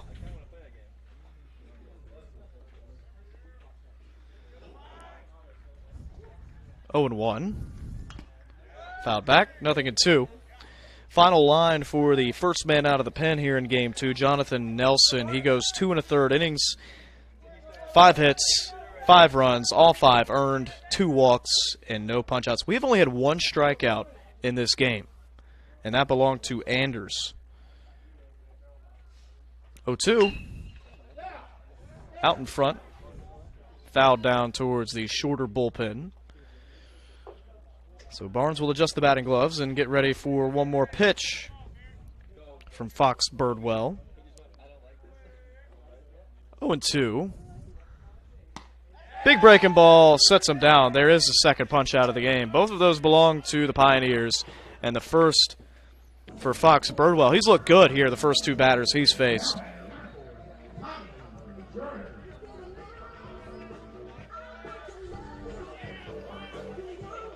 Here's Schroeder.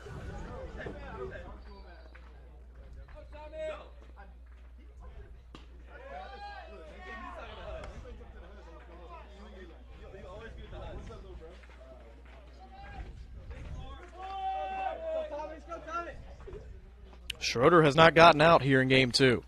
Been on base every single time. 2 singles and 2 walks and 1 run scored. And a 1-1 count with 2 away here in the bottom of the 8th.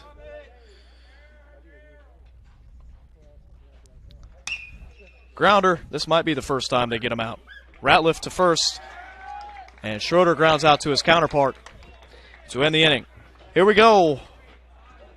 1 inning to go here in game 2 of the series. It's 10-4. Hawks need 3 outs to take game 2 and take the series. We'll be back.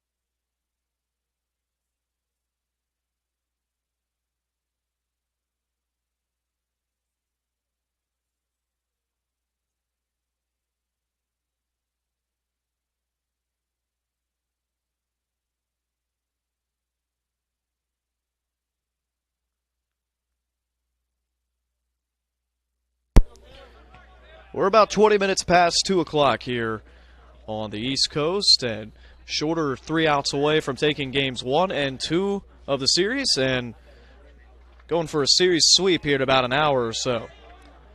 The new arm is Darrell Johnson Jr., a 1.08 ERA, a .96 whip, and 9 appearances for DJ. And a called strike into the leadoff man, Cale Ratliff. He'll have 1-2-3 here in the 9th with a 6-run lead. Johnson gets a fly ball, deep left field, and Barnes moseys his way on back. Hauls it in, 1 away here in the 9th. By the way, worth noting that for Trajan Fox Birdwell, that was the first clean inning of this game in the field for Tusculum. 1-2-3 to Clark, Barnes, and Schroeder. Tip of the cap, though, for Fox Birdwell coming in and doing that. Pitch in for a called strike. And Fox Birdwell did that on just 8 pitches, 6 of them strikes. Here's the 0-1. That travels about 58 feet towards home and then comes up a little short of the plate. And count 1-1. Reyes was robbed of a hit in the 7th on the full extension play from Cody Kraus in center field. 1-1. Down and in. 2-1. Right now, the win would belong to Seth Crow. It would be his 9th. Called strike.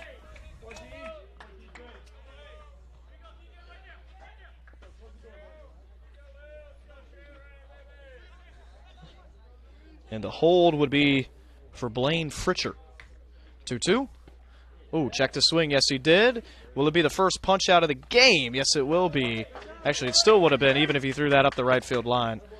But 2 away. Brody throws him out. First strikeout for DJ.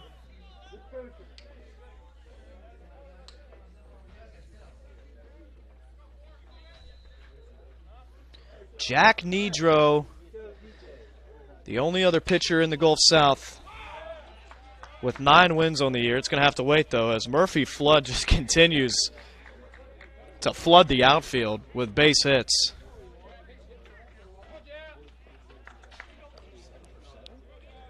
Eight for 8 now in the series is Murphy Flood, and the average continues to skyrocket. He's 4 for 4 today with 3 singles, a double, and he was intentionally walked after going 4 for 4 yesterday. Good-looking fastball in the inner half. Brushes off Absher.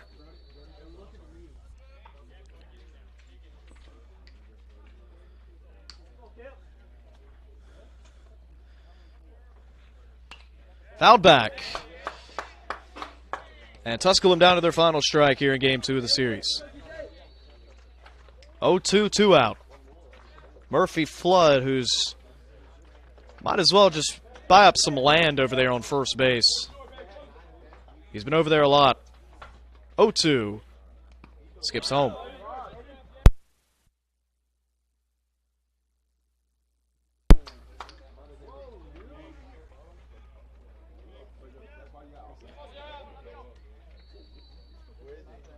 Ball and 2 strikes. Johnson looks in. Comes set just above the belt. Inside. Oh, takes a tumble.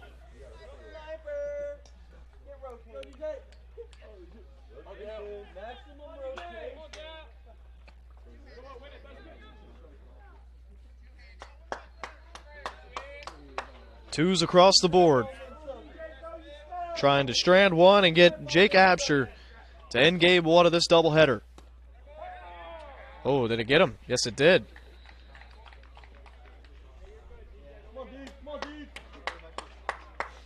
Got him in the side, I believe, like right in the oblique.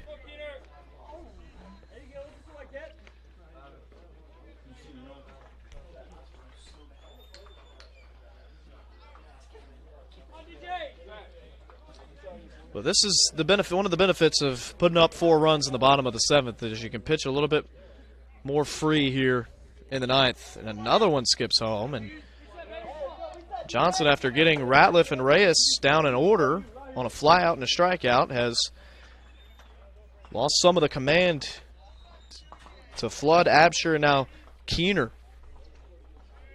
1-0. Attacks the zone, but it misses. 2 balls and no strikes.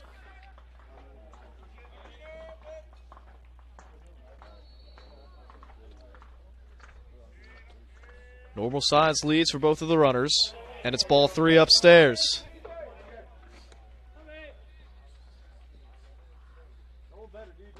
Four runs on 10 hits for the visitors from Tusculum.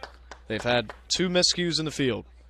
10 runs on 13 hits, a baker's dozen for Shorter. And it's ball 4.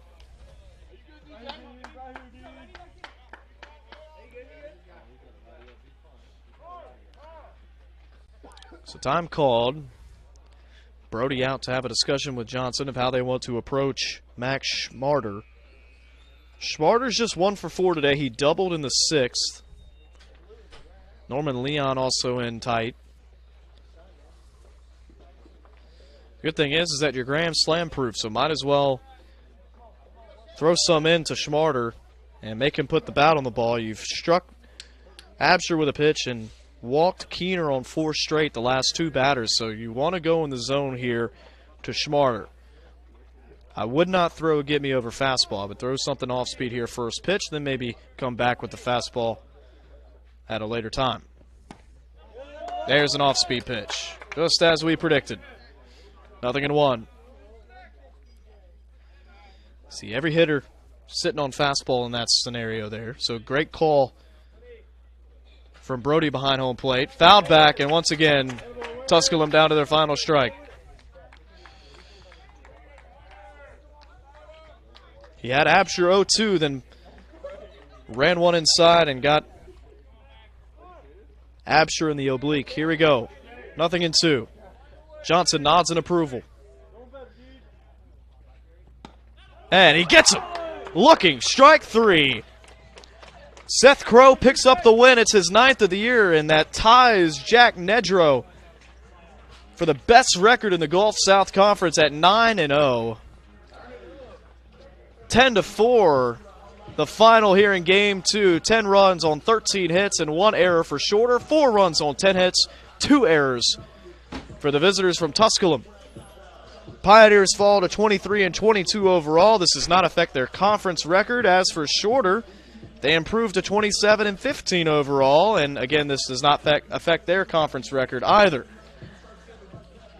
But what a game, particularly from the bottom half of this order. Clark homers. It's the only home run of the game for Shorter in this game.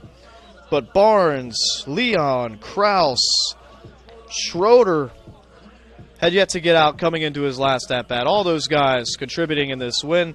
Pager, a couple great plays. Kraus, a couple great plays in center as well. The hold will belong to Fritcher. And not a save opportunity for Johnson, but he does come in and throw up a 0 there in the 9th. 10-4 our final. We'll take a break and be back for Game 2 here on the Hawks Broadcast Network.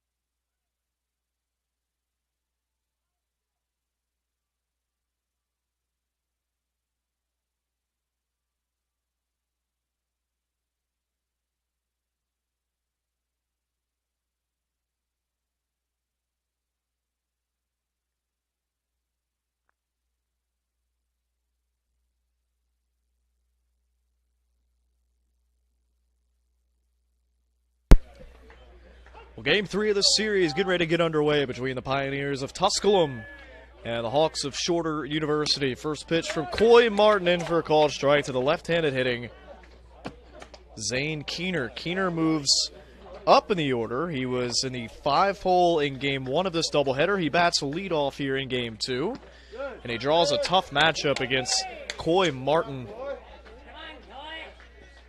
And he's quickly down 0-2. To Martin. 0-2 to Keener. Popped up. Left side. Should have plenty of room, but it's going to drop down harmlessly foul. About a good 15 to 20 feet left of the foul line. Keener sent his 4th homer of the year out to right field in the 4th inning of game 1 of this doubleheader. That was his only hit in that game. He walked in his last at-bat. That was his only other time aboard.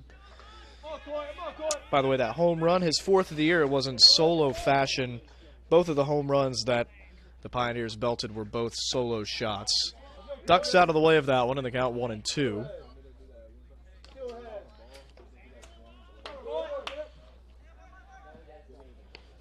Coy Martin, 6'2" junior out of Ball Ground, Georgia. Comes here by way of Sneed State. Here's the 1-2. Popped up again. This one should be playable, though. The third baseman, Clark, is in, and he makes the grab. One away here in the top of the first. This is a 7-inning ball game. The first one today was a 9-inning affair, and the Hawks took that one by a final score of 10-4. The Hawks in this series now outscoring Tusculum 23-7 and going for the sweep here in game 3.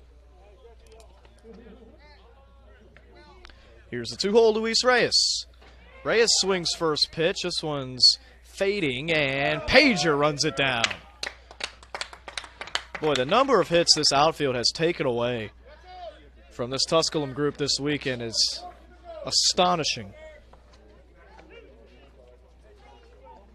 Pager had just a phenomenal catch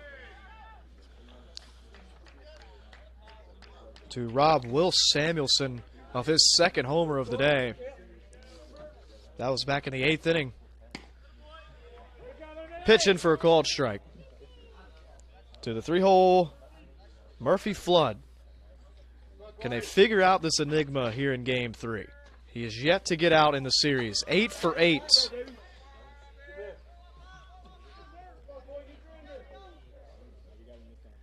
One count. 2 away. Nobody on ahead of Murphy Flood. They like to keep it that way the rest of the game. Floats a curveball and it misses. And so Coy Martin falls behind. Coy Martin pitching to the tune of a 4.09 ERA. 3 winning decisions on the year, and he looks to have a 1-2-3 inning. As Barnes makes the grab over in foul territory behind first. Inning over, 3 up, 3 down for Coy Martin. We go to the home half. 0-0 our score here on the Hawks Broadcast Network.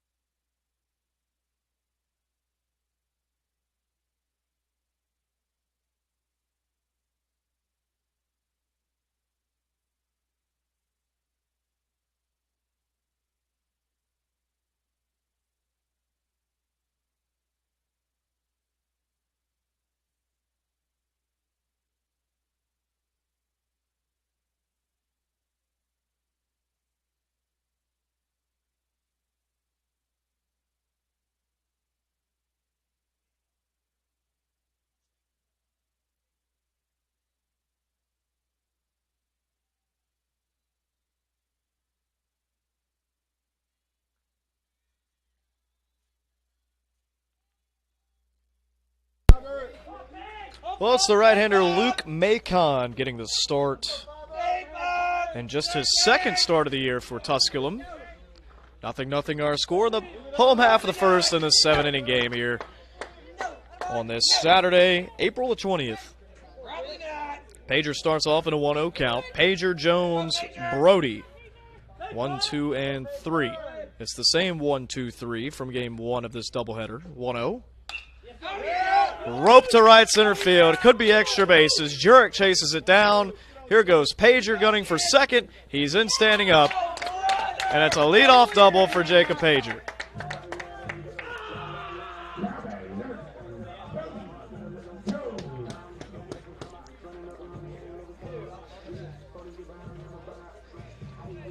Kobe Jones bats to the 2-hole. He was the designated hitter in game 1. He is the left fielder here in game 2. Barnes moves from left field to first base, and having a seat is Levi Medella here in game 3. So no Medella in the lineup. Jones, Brody, Barnes, 2, 3, 4. Pitch upstairs taken. Ball and no strikes. So as we mentioned, Macon's making his second start, his 12th appearance, 19 innings under his belt. 4.26 Ks per 9, so not a big strikeout guy. They get a lot of soft contact. Jones leaves it inside for ball 2, 2-0.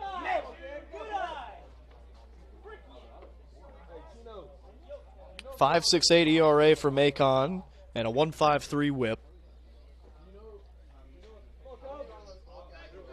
2-0 to Kobe Jones in the 2-hole. Taken inside. Ball 3. Our umpiring crew switches it up here in game 2 as well. They swap places. 3-0 count, and with a fresh ball game, Jones should be taking here all the way, unless he just gets a middle ball here. Takes inside, ball 4.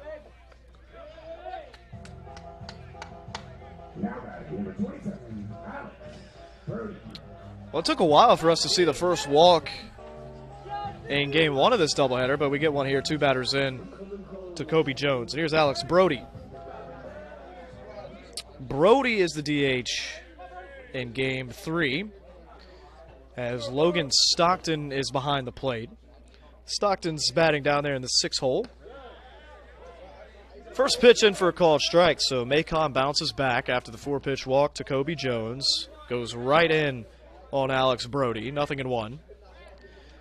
Macon looks like a reliever. He's working primarily from the stretch. Even with nobody on, he was still in the stretch. 0-1. Ooh, a flare to the shortstop, Ratliff. 1 away.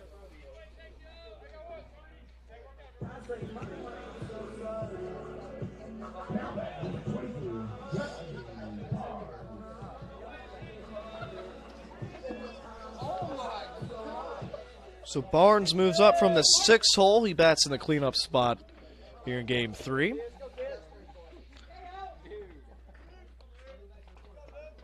Pitch home from Macon with 2 on behind him. He pulls it across his body. Well, Macon out of Wake Forest, North Carolina. Another Caldwell Tech guy out of Heritage High School. 1-0. Off the plate, but it's taken for a called strike.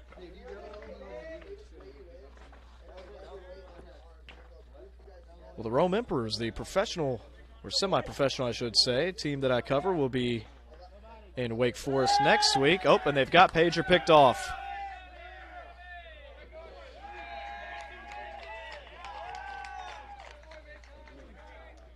So an out on the bases for Shorter in the bottom of the first. Pager was trying to extend, get into his secondary lead, and Macon just had the right timing. So two outs and 1 aboard. Jones still at first base. And it's a called strike on Barnes. 2 strikes now. So it looked like could be a dangerous start for Luke Macon here in the first. Put the first 2 guys on a double and a walk with nobody out. All of a sudden, a pop out from Alex Brody and a pickoff to second base to get Pager. Has him a strike away from getting through a scoreless bottom of the first. Barnes uses his timeout. Here we go, 1 and 2. Sends the catcher McCauley into a slide. McCauley's back receiving the ball from Luke Macon. That is a change. We had Collins behind the plate in game 1. A little bit different looking infield as well with Carreras at third base now for the Pioneers. This one ripped down the left field line. Couple of bounces. It's into Keener. Stretching it to third is Kobe Jones. And the second hit of the first inning belongs to Justin Barnes out of the 4-hole.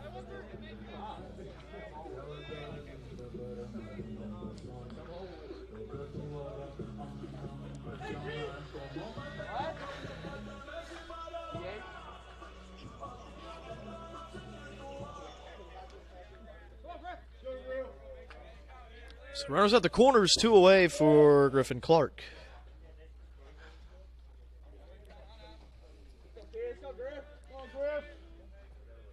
So Macon still having to deal with multiple runners on, even after the pickoff of Jacob Pager.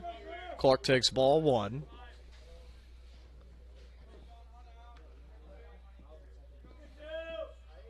Clark hitting .315, making his 34th start. Here's the 1-0. Up and away. Oh, late called strike on that. And the count 1-1.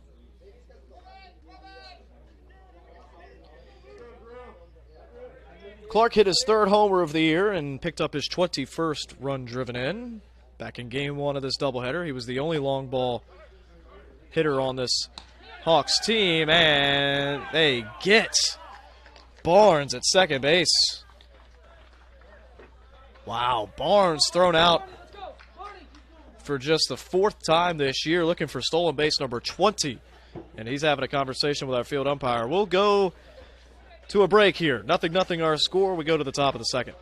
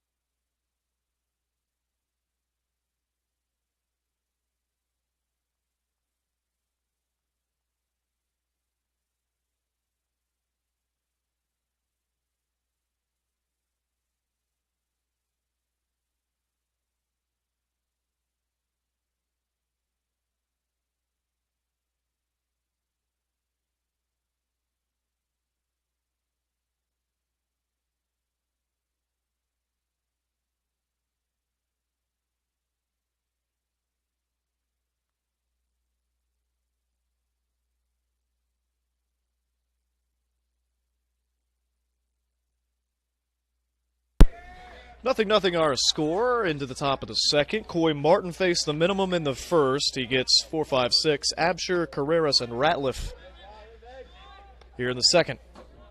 All 3 flyouts from Keener, Reyes, and Flood in the first inning. By the way, that was the first time they've gotten Murphy Flood out in this series, and we're in the 3rd and final game.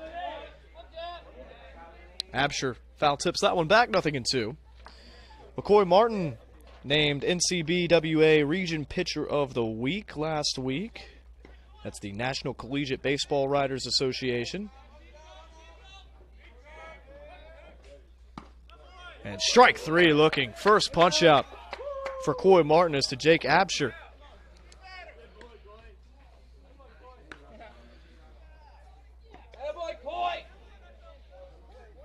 Well, Martin earned the first Regional Weekly Award and first for shorter after 8 strikeouts and 2 appearances on Saturday over Alabama Huntsville. And with the win, moved to 3-1 on the year.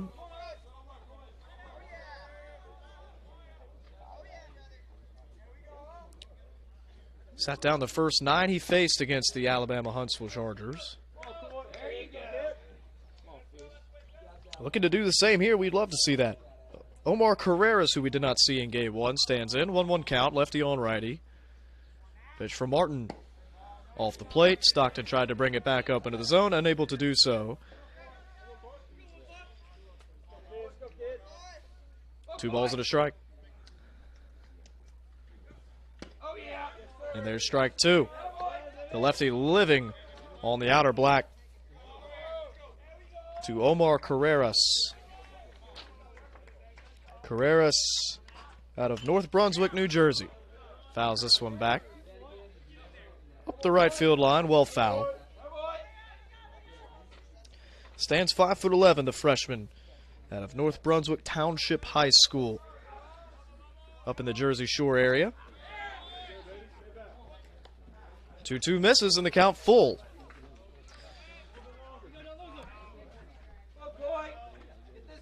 Tusculum looking for their first base runner. First 4 have gone down in order.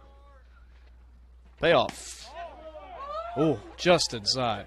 Stockton was ready to throw it around. But it's the first walk from Coy Martin after his first strikeout. Well, with the Coy Martin selection, the NCBWA has recognized a Gulf South Conference player in 9 of 11 weeks to start the 2024 season. And Martin's recognition gives the conference its 6th Region Pitcher Weekly Award of the campaign and making him the 5th different GSC arm to be bestowed that honor.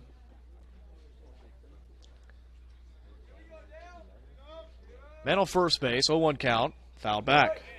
This is Cale Ratliff. Ratliff was in the leadoff spot and went 0 for 5.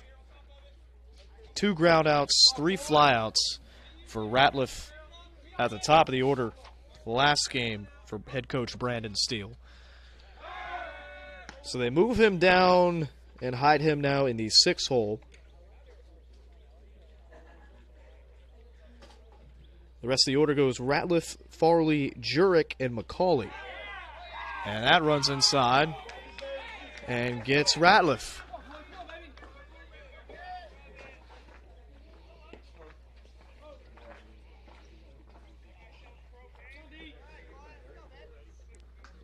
So some trouble for Coy Martin with the command here in these last 2 batters. Walked Carreras, hit Ratliff, and now Darian Farley. Farley walked and scored in game 1. He also singled and picked up a run driven in. Upstairs, Farley had squared to bunt, going to try to move these 2 runners over, but it's up and away. So they're going to test the command of Coy Martin here in the 2nd. Martin trying to go back in the zone. It's lifted to right field. Back goes Pager. He's to the wall. It's off the top of the wall. Runners coming to the plate. We're going to have a play at home. Oh, but Barnes fumbles it. So does a long single. It'll be the longest single of the year for Darian Farley. Coming in to score Carreras. And it's 1-0 Tusculum here in the top of the 2nd.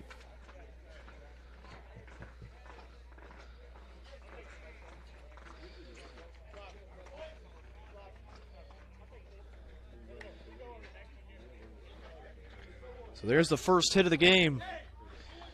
It belongs to the 7-hole second baseman Darian Farley. It drives in Carreras. and leaves Ratliff on third base with just one out. Here's another new name in this order, Connor Jurek, the right fielder. We did not see him in game one either. Squares the bunt, pulls back. Fastball misses upstairs. Stockton was ready to throw down to third. Thought he had Ratliff off the bag, which he did, but Clark not there to cover up.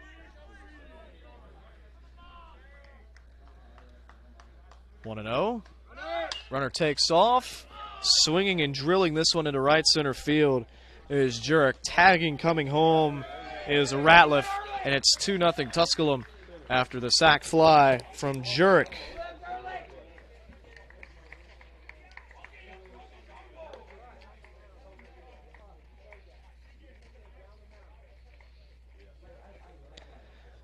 So the bottom of this lineup doing some damage. After 1-2-3 went down quietly, it was a walk to Carreras in the 5-hole, a hit by pitch to Ratliff. Both of those individuals score. Then an RBI single from Farley off the wall and a Jurek sac fly make this 2-0. And here's Blaze McCauley downstairs.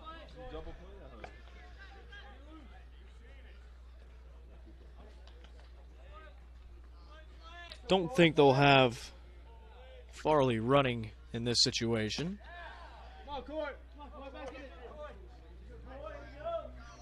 You're going to want your top of the order leading off again into third. So you don't want to make that last out at second base. Let McCauley go to work and see if he can't put one in a gap. It's a 3-0 count, so they may get the top of the order up here in the second. 3-0. There's a strike.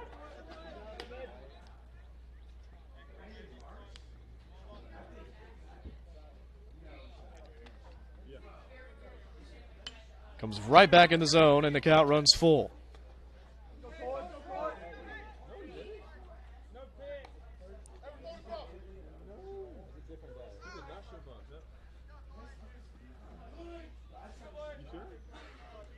Full count. And Farley still on first. Coy Martin to the plate.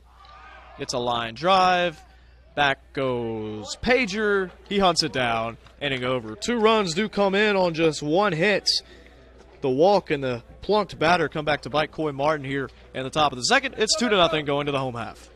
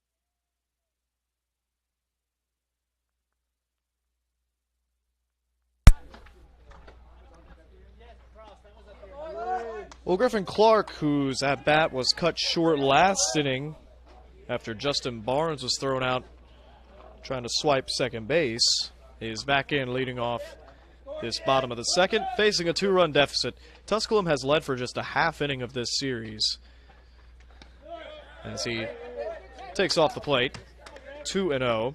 They took a 3-1 lead in the 4th inning of last game after those 2 solo shots. Took it from a 1-1 game to a 3-1 game, and then Shorter responded in the bottom of the 4th and put up 4 runs to go up 5-3, and they never looked back.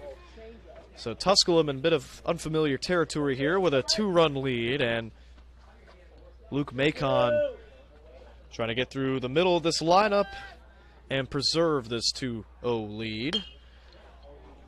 Off the end of the bat, a weak fly ball to left field, and Keener barely has to move for that one, has it played perfectly. 1 away in the bottom of the second.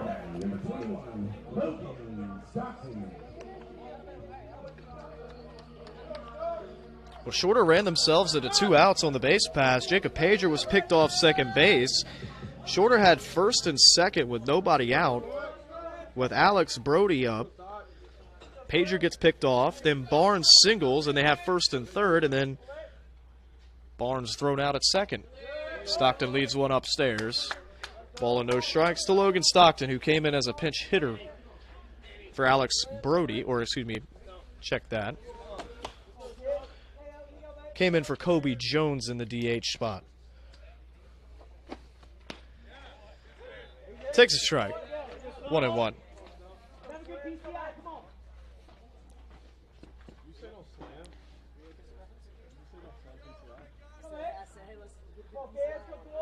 So Macon had luck on his side in the first, getting out of that, but he's saying there's no luck about it. 1-2 the count now on Stockton. Stockton, Schroeder, Leon, Kraus. The final 4 in this Hawks order here in Game 3.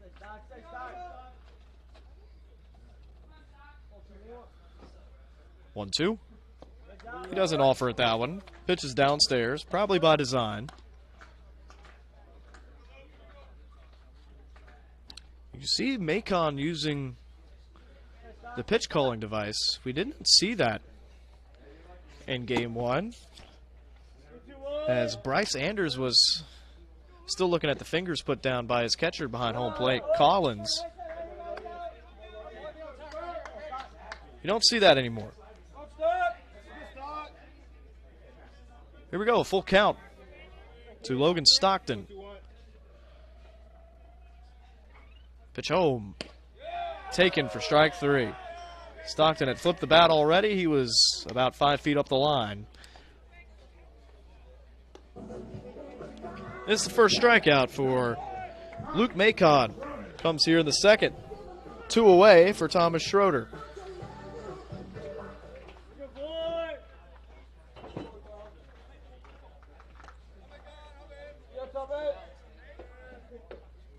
There's nobody on, 2 away. Schroeder takes a called strike right at the belt.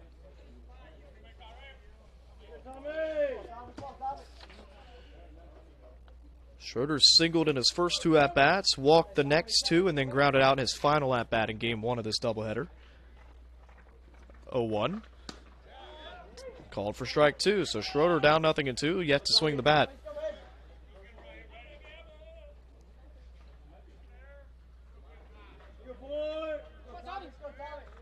Macon looking for a clean second inning. 0-2. Won't budge on that one. McCauley slides to his right. Right on those knee savers.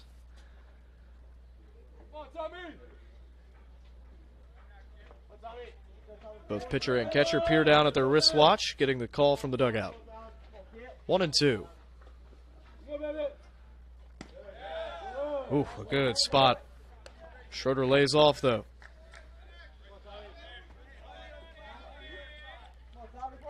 Two balls, 2 strikes, 2 outs here in inning number 2. And Thomas Schroeder, the 4th at the plate. Pitch home. Nope. 3 straight balls to Schroeder.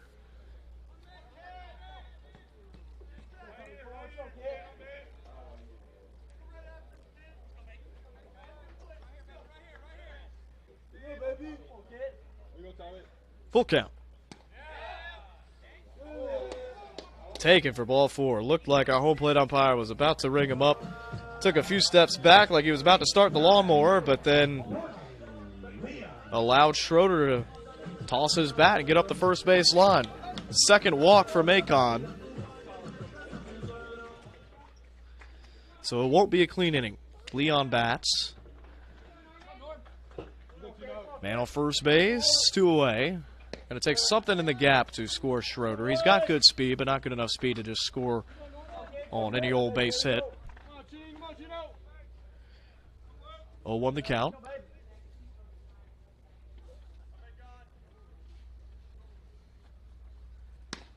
Leon takes a strike. They throw behind Schroeder up the first baseline. He's back in.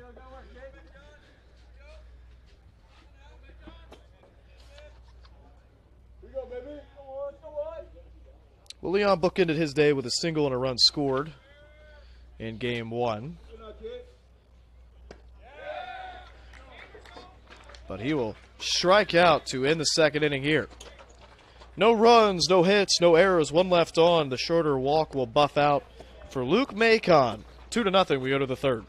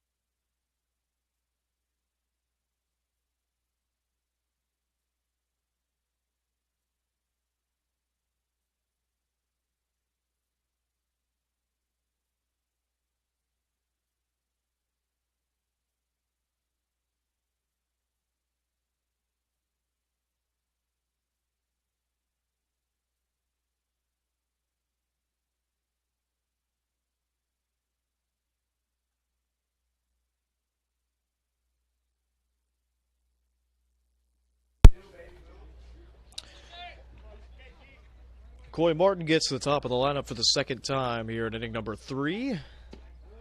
And it'll start off Zane Keener with a first pitch breaking ball over for a called strike 1. Keener 0 for 1 with a fly out to the third baseman Griffin Clark, who came in on the ball and fielded it about even with the rubber.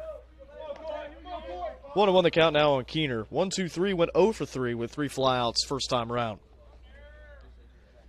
Here's the 1-1. Upstairs, Keener started his hands and then wisely lays off as that one passed right above that, right about where that Under Armour logo is, up on the right collar. This one roped to center field, but once again, this outfield just rock solid. Into a slide goes Kraus, 1 away here in the third.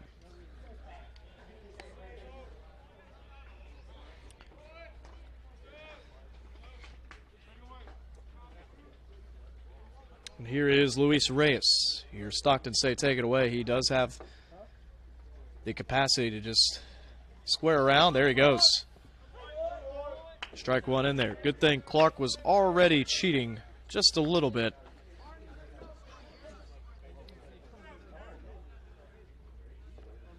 Oh, 1. Just behind it. down the hill to our right, and it's 0-2. Martin could really use a quick inning here, get his offense back in the dugout. Offense has had base runners in the first and second inning. 0-2. Popped up. Should be serviceable for Leon at second.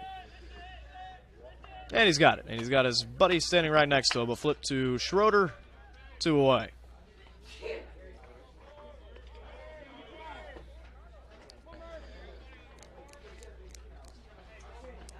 Well, Flood finally remembers what it feels like to get out. Popped up to the first baseman, Barnes, in the first in foul territory. But the swing still looks confident. Fouls it back, 0-1.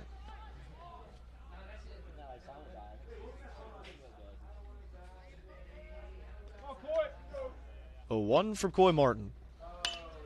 Another one to right field. It's leaking foul, and Pager won't get there.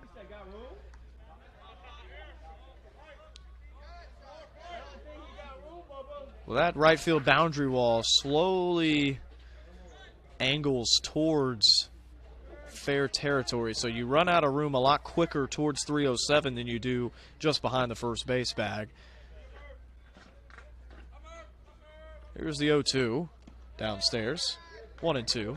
And if that wall parallels the right field line, then Pager maybe has a play on that. But because it creeps towards fair territory, it's out of play. Here we go, 1-2 to Flood. Upstairs, it's a good miss, though. 2 balls and 2 strikes. Now you got to come back with something for him to hit. Infield back, outfield playing big. Lefty on righty. To right field. The ballpark will hold this one. There is Pager, and it's a 3-up, 3-down third inning for Coy Martin. He has held the top of this lineup to an 0-for-6 start in this game. 2-0. We go to the home half of the third here on the Hawks Broadcast Network.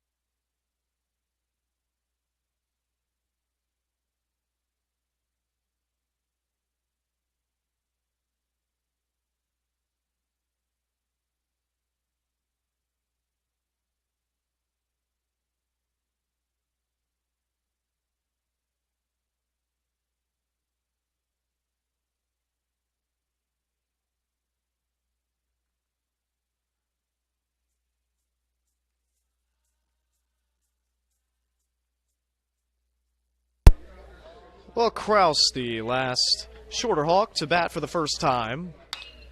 He swings first pitch and sends a big league fly out towards shallow center field. Reyes trots on and makes the catch to the left of his body. 1 away here in the bottom of the third.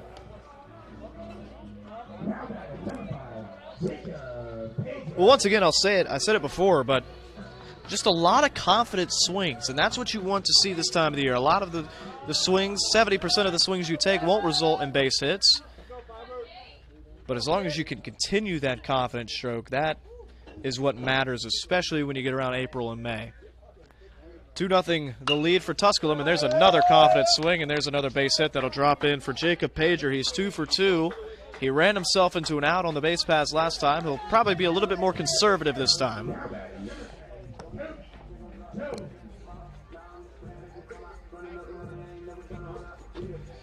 Third hit of the game, second for Jacob Pager out of that leadoff spot.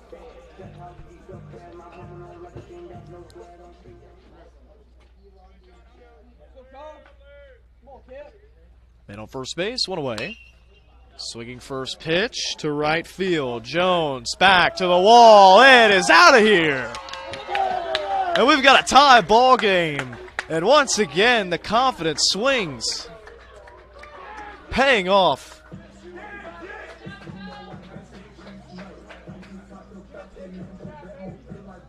Kobe Jones is 4th of the year. 2-2 here on the hill.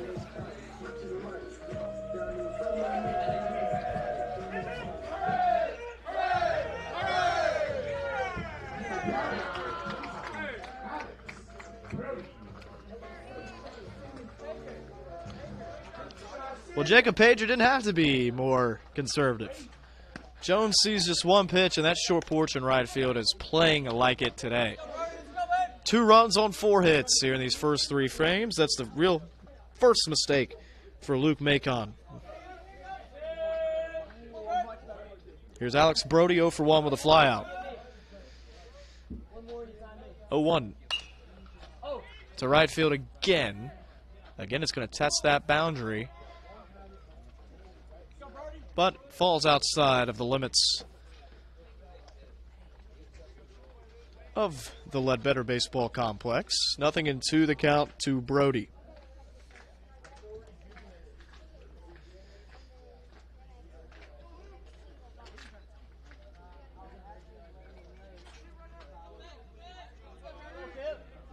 Oh, 2, 1 out. Nobody on. And Brody takes a fastball off the edge. Good take. He's got his right foot as far back as it can go, and with this wide stance, he can reach all the way out to the front left corner of home plate. 1-2. Oh, checked his swing. It was off the hands.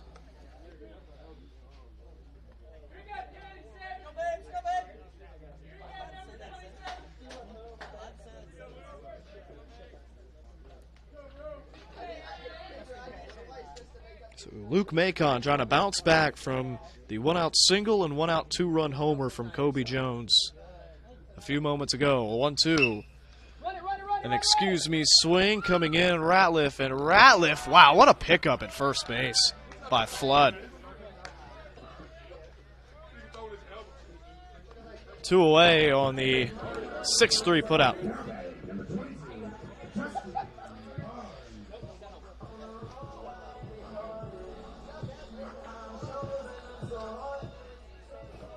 Coming into this inning, Barnes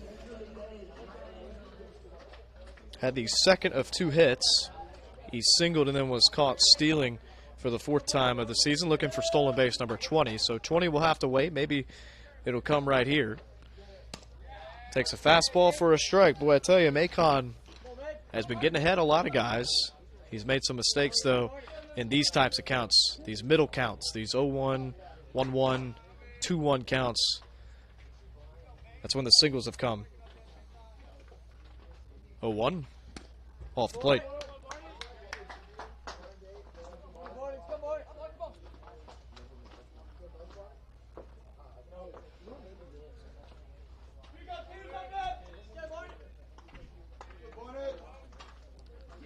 One and 1. An off-speed pitch misses. 2-1.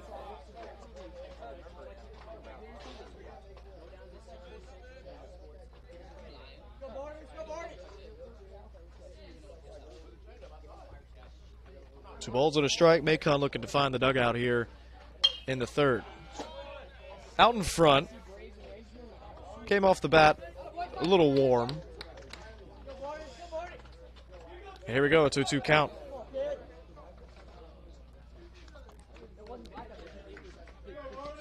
Just 1 hit for the visitors, Tusculum, but they led, coming into this inning 2-0. Now it's 2-2. And a 2-2 count, but it misses off the plate. Full count to the cleanup man, Justin Barnes, with Griffin Clark waiting to hit next.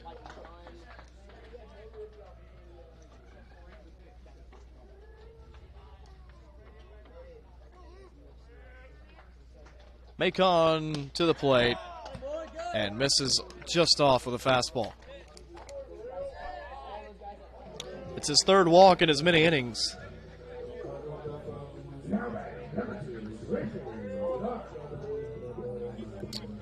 So a chance for Barnes to maybe get some revenge out on the base pass. He was caught stealing last time. Stays put, first pitch, and Clark takes a fastball for a strike.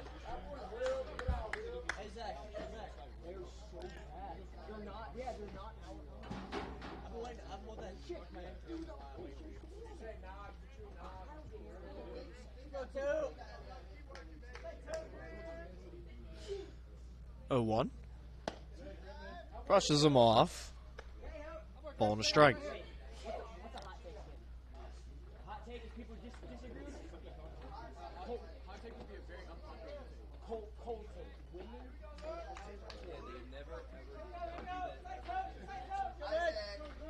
One and 1. Off the plate as well, so Macon, who has now faced 6 batters this inning, including Griffin Clark, has run that pitch count up just a bit. Uh-oh, deep to left. It's going to get foul. Clark thought he maybe had his second of the day.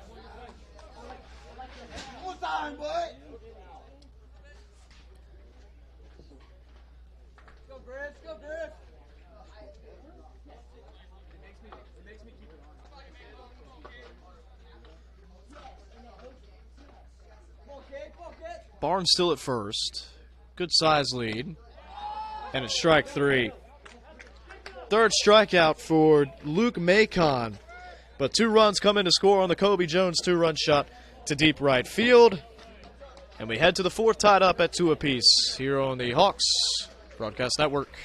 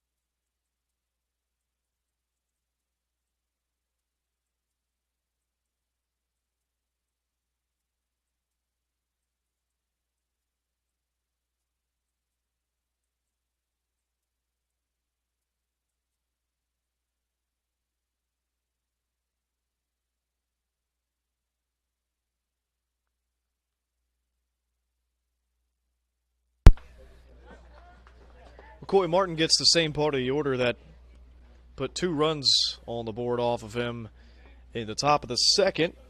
Absher, Carreras, Ratliff. Absher was actually a strikeout victim. He struck out looking to begin the 2nd, but then it was a walk and a hit-by pitch to Carreras and Ratliff that led to a run. 2-2 our score, 0-1 the count. Now make it 0-2. Absher continues to not like that inside edge. Keeps backing away from it. And if I'm Coy Martin, I'm coming right back in there. Here's the 0-2. And he does. Strike 3. Good morning, good afternoon, and good night. It's the 2nd punch out. Both have been to the 4-hole designated hitter, Jake Absher.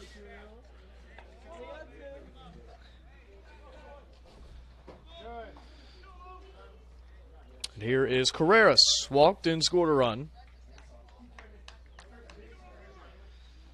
Lefty on righty. Martin gets a first pitch swing out of Carreras. And drifting over to it is Kraus. 2 away.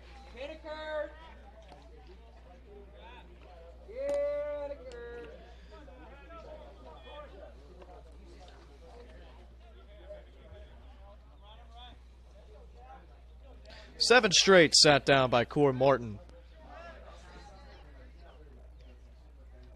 Here is Ratliff. Last game's leadoff batter. Takes ball 1. He was hit by a pitch and came around to score on the Connor Jurek sacrifice fly to center field. Just inside. 2-0.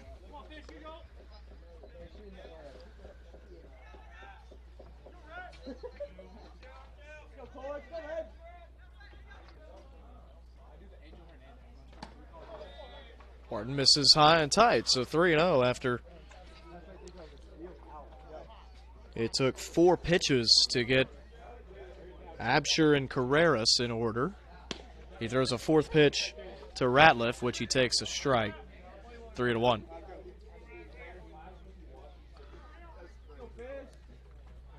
And another one.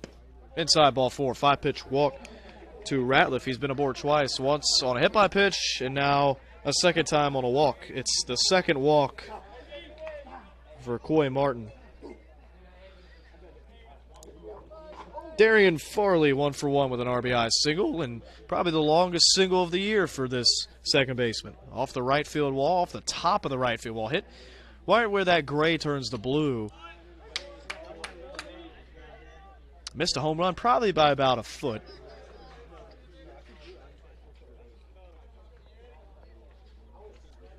A 1. Popped up. It's going to be all Barnes on the right side of the infield. He's got it. Inning over. No runs, no hits, no errors. 1 left on. The Ratliff walk is left stranded at first base. We stay tied 2-2 going into the bottom of the 4th.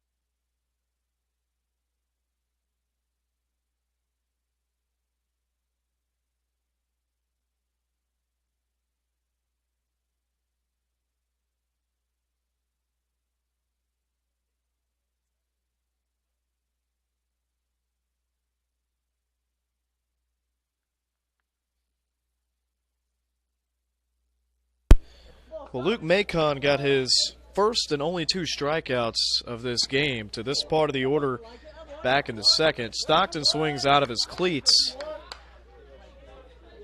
and falls behind 0-1. Stockton and Norman Leon both strikeout victims. Schroeder walked but was left stranded. Now the count 1-1. 2-2 our score, bottom 4 of this 7-inning affair. Shorter has already won the series, outscoring Tusculum 23-7 over these last 2 games. A 13-3 rout yesterday and a 10-4 victory earlier this afternoon.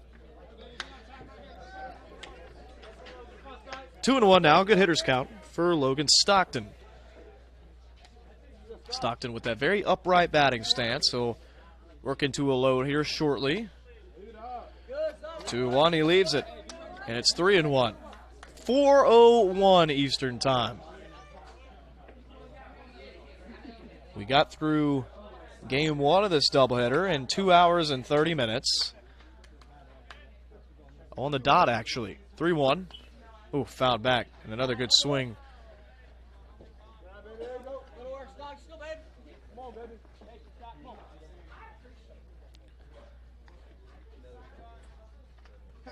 Full count.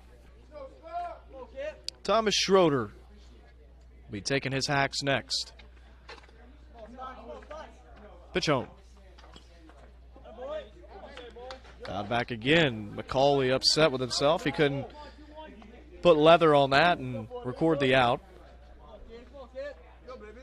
2 runs on just 1 hit for Tusculum. 2 runs on 4 hits for Shorter. They have had far more traffic on the base paths than the Pioneers. Full count again. And again, Stockton spoils one.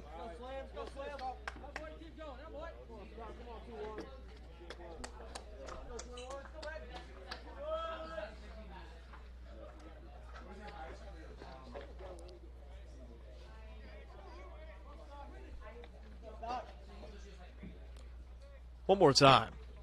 Oh, going fishing is Logan Stockton. He's now 0 for 2, 2 punch-outs, and that's now 4 in the game for Luke Macon.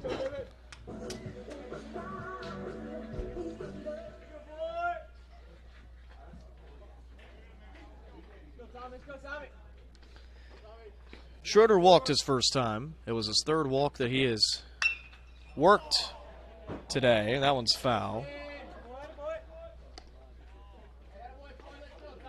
A lot of early swings out of this lineup, not a whole lot of late swings. So that tells me that nothing is fooling this Shorter lineup against Luke Macon.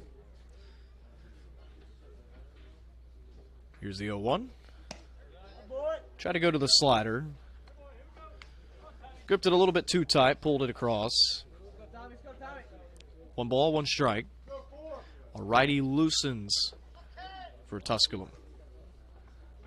First action we've seen in that visitor's bullpen.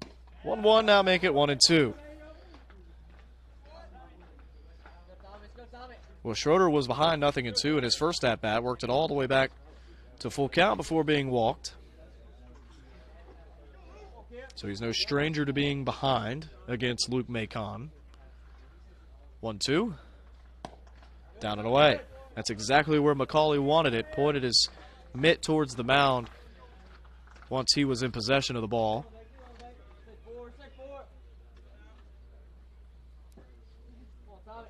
Two and two.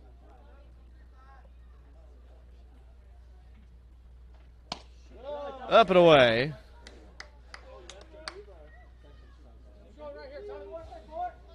And now Schroeder again in a full count.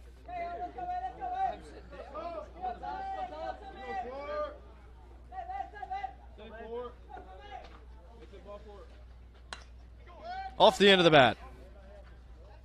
And safe. Look at the hustle.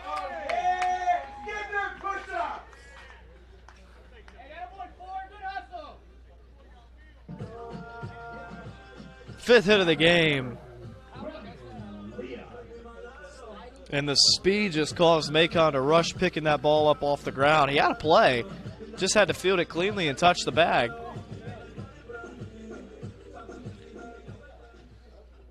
So it won't be a clean inning this inning for Luke Macon. Here's Leon. Leon Krause, 8-9, before we get back to Pager, who's 2 for 2 at the top of this order. Leon takes. Ball and no strikes.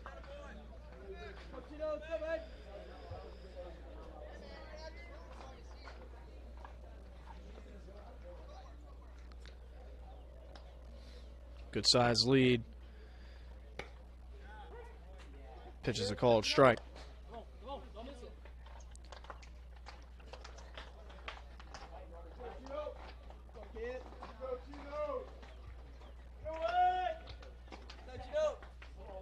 Another healthy lead at first base. Schroeder stays put. It's lined right back up the middle, in for a base hit. Schroeder throws on the brakes at second base. It's a good decision.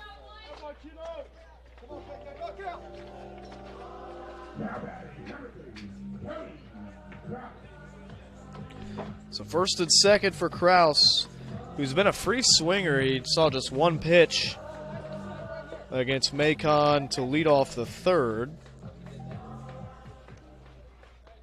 First and second, one out.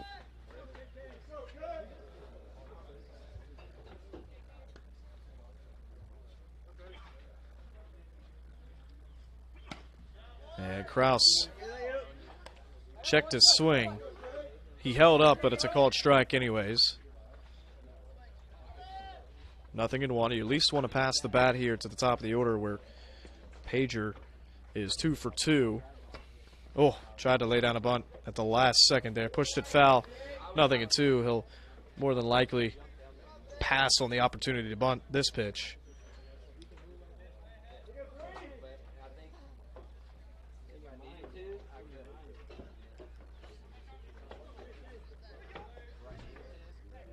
Here we go, 0-2.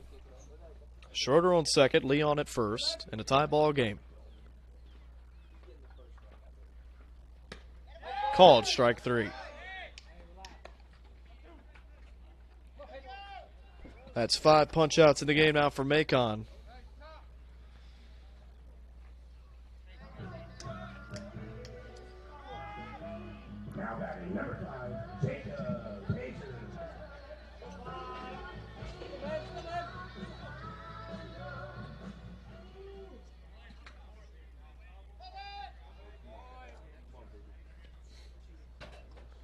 Pager looking to stay perfect on the day. He takes off the plate for strike 1. Didn't like the location of that pitch. He's doubled and singled and come around to score. He was the first run of the game for Schroeder on the Jones 2-run bomb.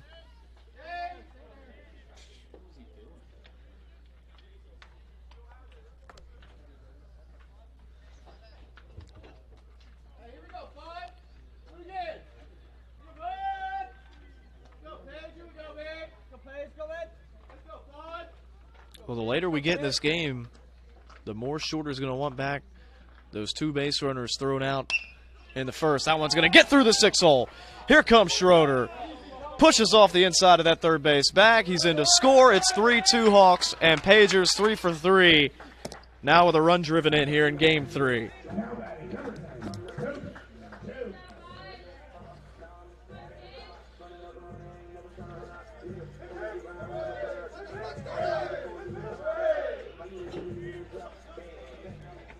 Leon moves up 90 feet. He's at second base because that ball got to Keener in a hurry. He could not try to go first to third. Here's Kobe Jones. High chopper. I think that's going to get through. It will. They'll wave around Leon. You won't get a throw from Reyes. They throw behind Pager at second. In to score is Leon. 4-2 Hawks.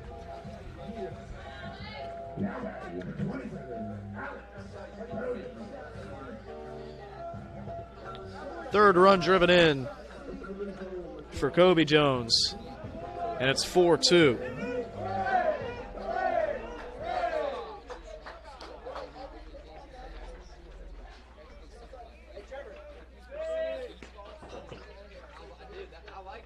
Pitch home to Brody. He takes first strike.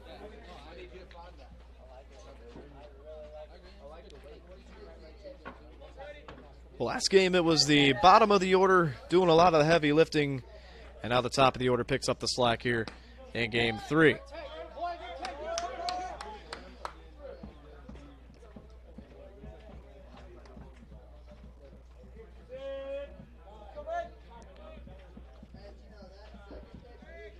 Four to 2, bottom 4 of this 7-inning game.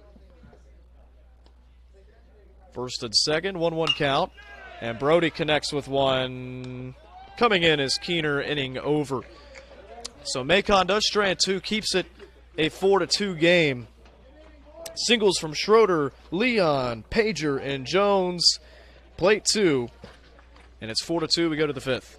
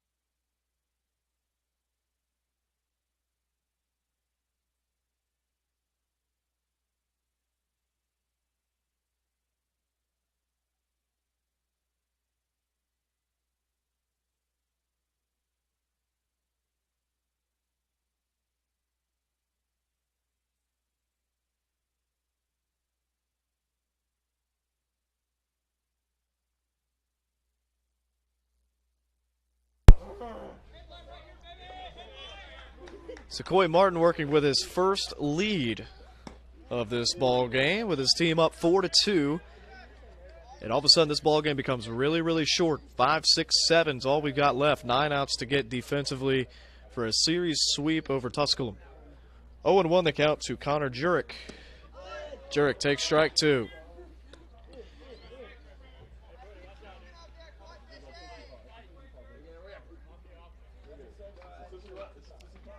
Jurek had a sac fly RBI, which brought in Cale Ratliff back in his second.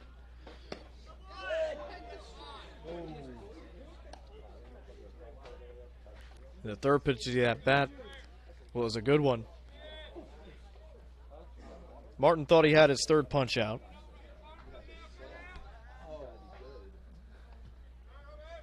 One, two.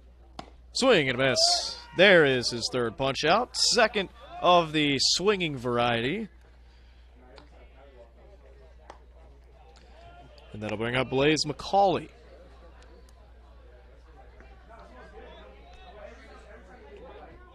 McCauley lined out to right field. And pretty much anything in the air to the outfield today, specifically to center and right, has more than likely been an out. As McCauley takes high and tight, ball 1. 2 runs for Tusculum came in the second after a couple of free passes to Carreras and Ratliff, and then this part of the order manufactured those runs. It was an RBI single from Farley, and then a Jurek sacrifice fly to go up 2-0.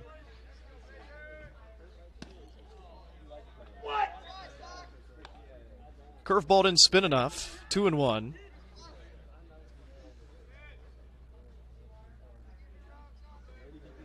I think we've pretty much seen all we're going to see of Luke Macon today, as McCauley swings through the fastball. 2-2. A righty continues to throw. It's the same righty that was up last inning when Macon got into some trouble. 2-2.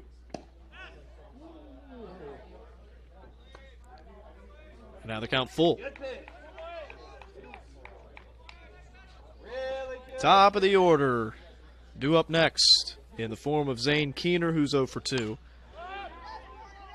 Popped up, Leon hustling. He's going to call off Barnes, going to a slide and make the play.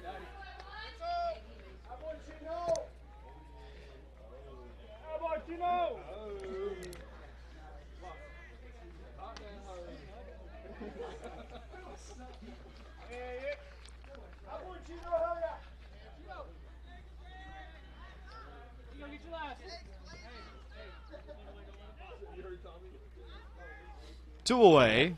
Top five. Top of the order, 1, 2, 3, 0 for 6 in this one. It'll stay 0 for 6, but they'll have a man on. Keener plunked. Trots up to first base.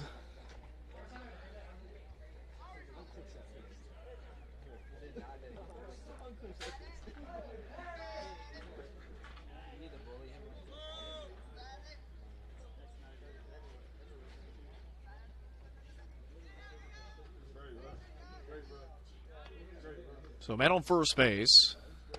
Pitches up and away. Well, they only have one hit off of Coy Martin. That was the Farley single in the second. He's hit 2 batters and walked 2. And now he's got a 2-0 count to the 2-hole, Luis Reyes.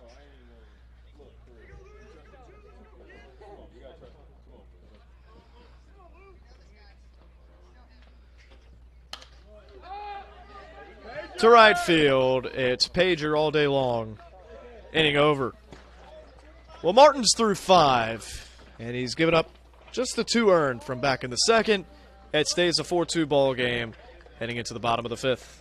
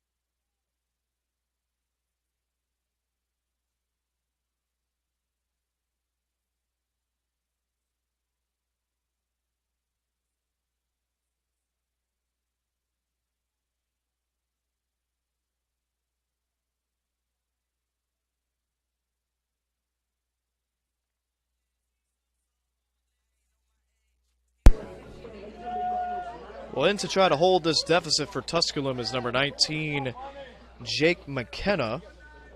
4-2, Hawks out in front. They've got 3 at-bats left, but they have just 6 outs to get defensively before they can call this a sweep of the Pioneers here at home. 1-0 to Barnes, now 1-1. McKenna, 6'5", out of Palos Verdes Estates, California.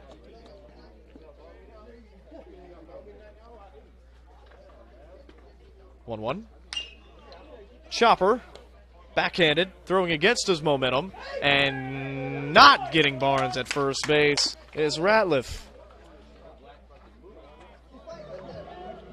Second single for Justin Barnes in that 4-hole.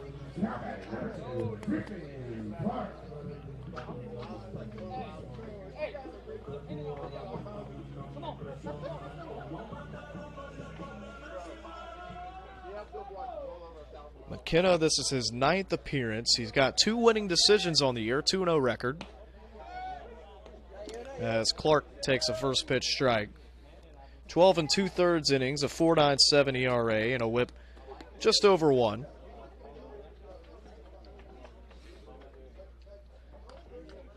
Nothing in one. Barnes takes off. Little hit and run. It'll get the runner over to second base. They'll throw out Clark at first, so it works just as well as a bunt. No stolen base, though, for Barnes.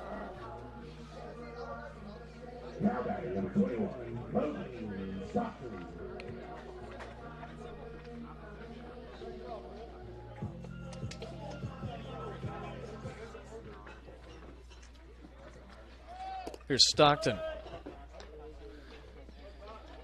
He's trying to shoo away the hat trick. Pitch down and away. 1 ball, no strike. Stockton 0 for 2, 2 punch outs. 1 looking, 1 swinging off Luke Macon. We'll give you the final line on Luke Macon after this pitch. Grounded. Barnes stays put. And a nice reach by Flood at first base. And Stockton set down 6-3. Final line, though, for Luke Macon. 4 innings pitched, 8 hits, 4 runs. All 4 of those were earned. He walks 3 and strikes out 5. 74 pitches, 43 for strikes. So a man at second base, 2 away for Schroeder. 4-2 Shorter. And McKenna has done well. About a half second away from being a 1-2-3 inning. Barnes just barely beat out that ground ball to the shortstop Ratliff. 0-1. Popped up behind the plate. And that'll get foul. Headed back down towards the team bus that Tusculum used to get here. And it's 0-2. McKenna trying to get us to the 6th.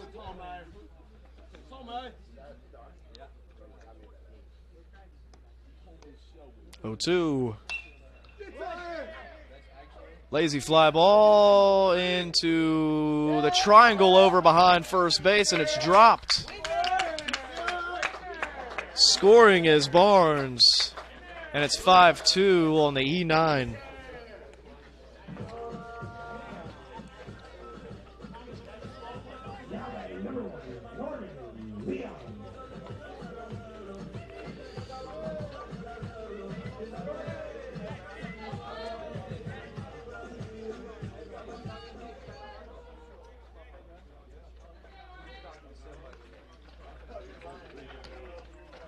So 5-2 game now. Leon turns his numbers towards the mound, trying to get out of the way of that one. 1 ball, no strikes.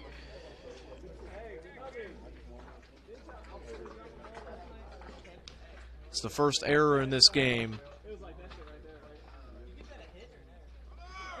Runner moves, and McCauley won't offer a throw.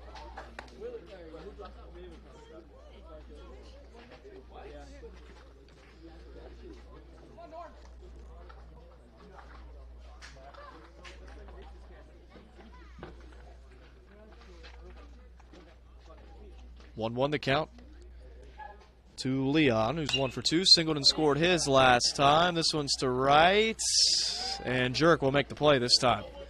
Ranges over into the right center field gap to pull it in. 1 run does come in to score on the error on Jurek. And we go to the 6th, 5-2 in this 7-inning game.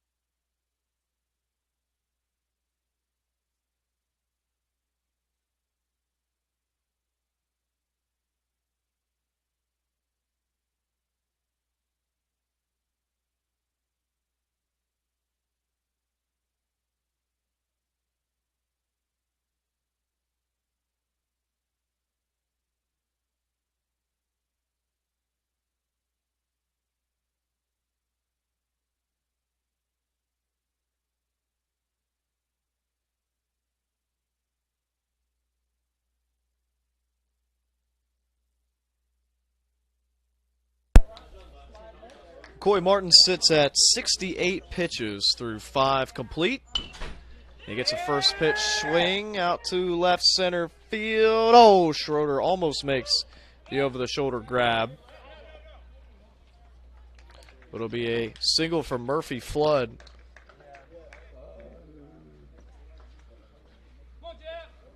To lead off this top of the 6th. Counts. Minimal lead at first for Flood. And another first pitch swing out to left. Jones had him played perfectly. Throws it back in. 1 away.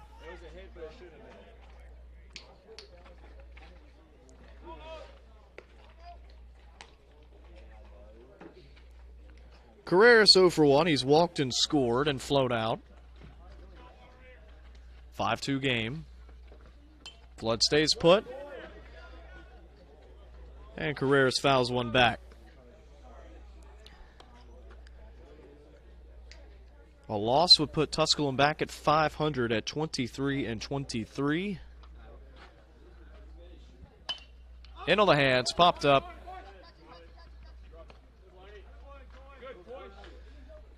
And Barnes pulls it in. 2 away and 4 outs to get here in the series.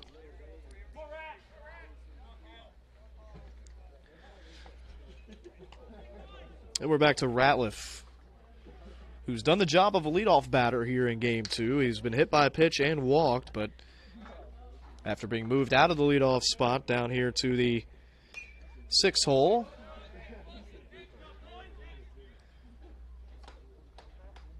he's doing a much better job this game. 0-1.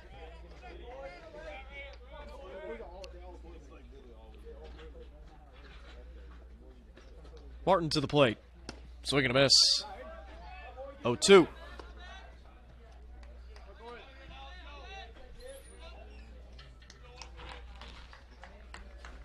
Martin trying to strand Flood at first after his leadoff single that dropped down right behind the shortstop position. That misses off. Now 2 righties in that Pioneer bullpen.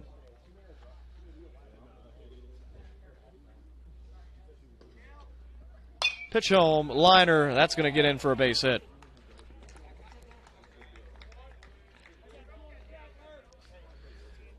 It is Ratliff's first hit of the day. He races an 0 for 5 in 7 plate appearances. That brings up Farley, who up until this inning had the only hit in this game for Tusculum.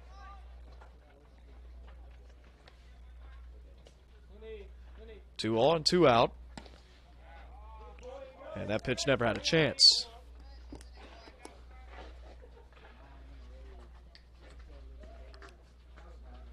.430 here in Rome, Georgia. 1-0. That should be out number 3. It is Clark being called off by Leon. Inning over. So they strand 2. Stays a 5-2 game going into the bottom of the 6th.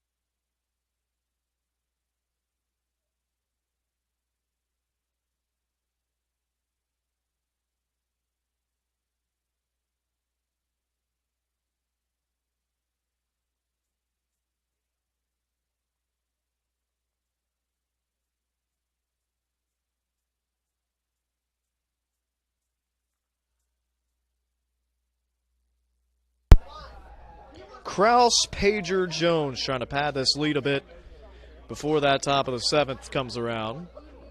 It's Jake McKenna still in there. And a deep fly ball to right field. It's going to be in foul territory, and it will end up foul.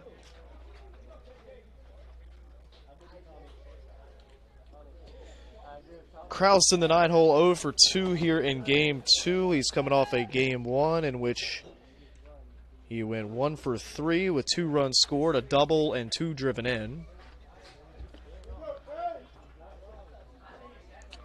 McKenna faced 5 batters, seeded the single off Barnes to begin the inning, but worked out of it.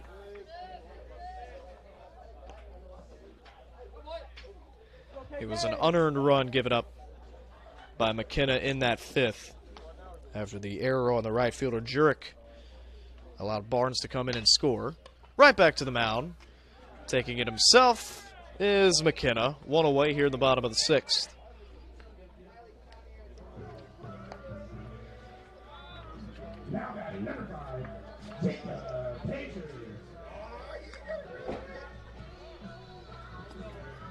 Top of the order. McCauley taps the top of his catcher's mask. Pager's 3 for 3.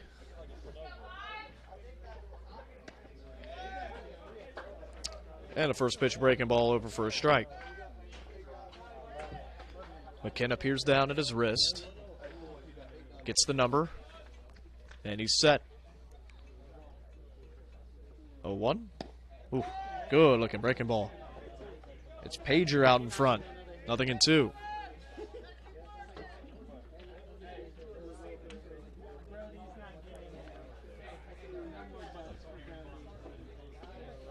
Two. Reaches out, pokes one up the middle. And Pager's going to leg out a single.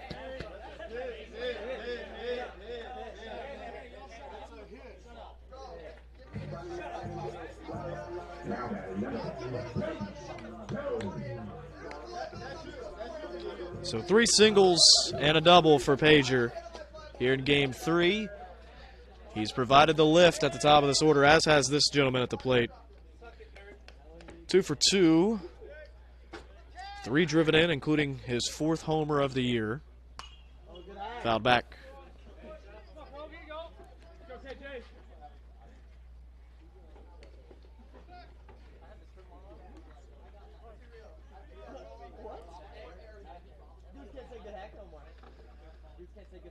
Pager takes off, but Jones will make him go back. 0-2 on the 2-hole, Kobe Jones.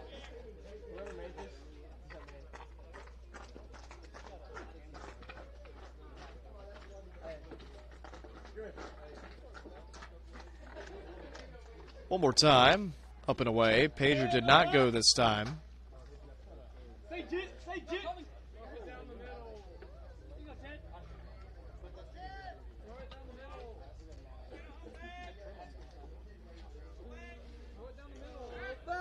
And a check on Pager. Coy Martin sits at 78 pitches. See if he's back out to try to throw his 2nd complete game of the year. Jones again pops it up. The catcher McCauley's over to the net. So watches it drop down foul.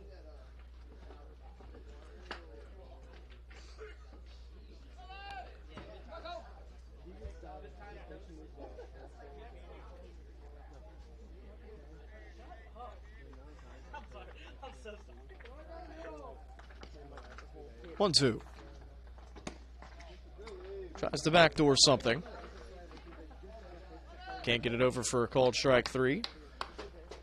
Count evens up 2-2.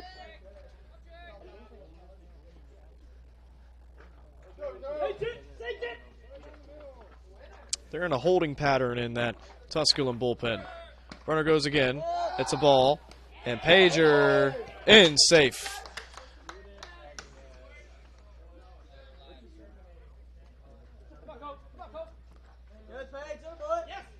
So for Pager, It is stolen base number 22. Still behind Norman Leon with 29 on the year. Full count, though, to Kobe Jones. Weak fly ball to the backside. Play is made by Keener, 2 away here in the bottom of the 6th.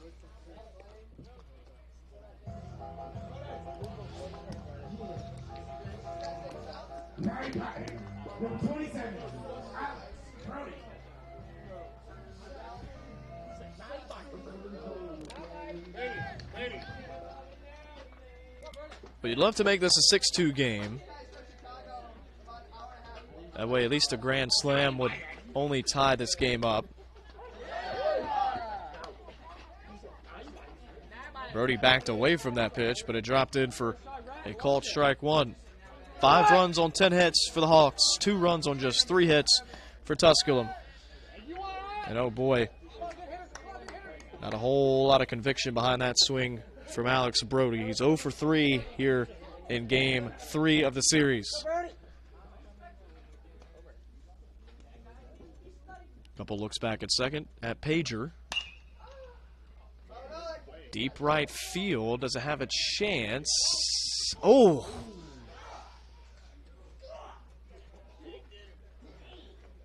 Jurek slams hard up against that right field wall. And the trainer is out to check.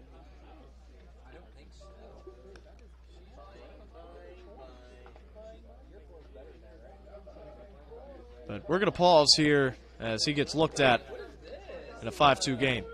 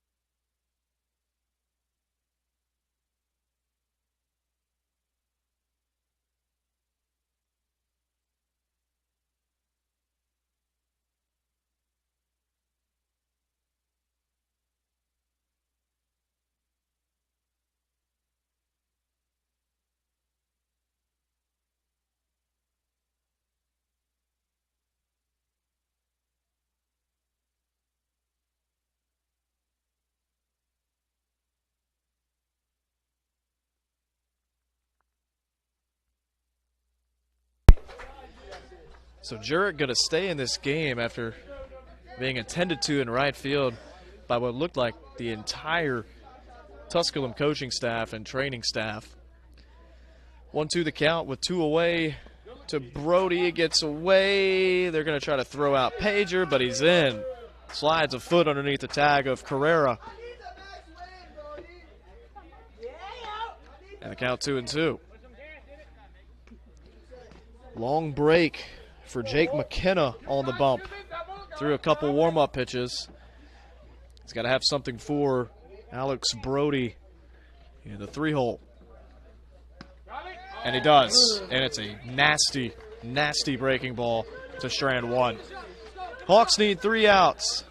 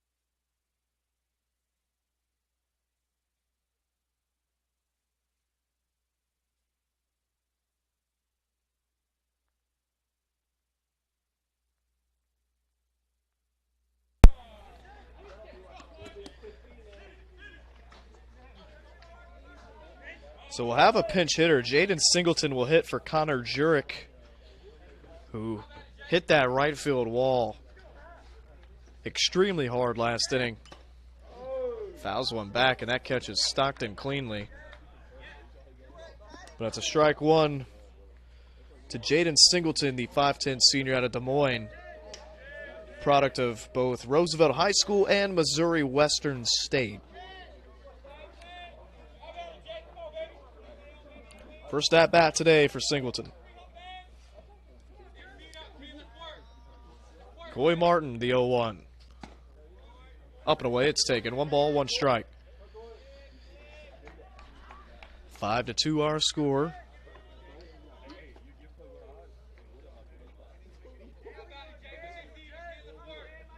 One. Swing and a miss. Blew the fastball by him.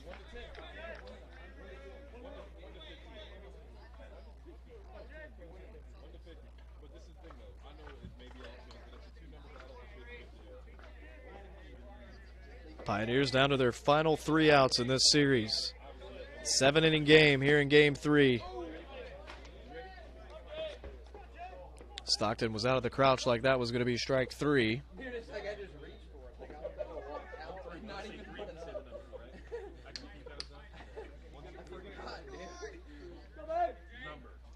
Two and two.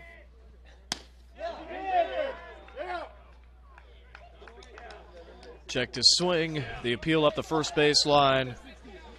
Says no, he did not.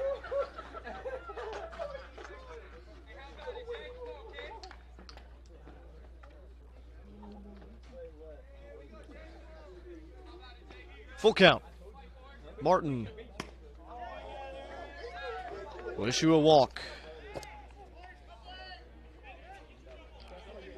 It's the 3rd walk of the game McCoy Martin, they're going to keep him in here to face Blaze McCauley, the 9-hole catcher.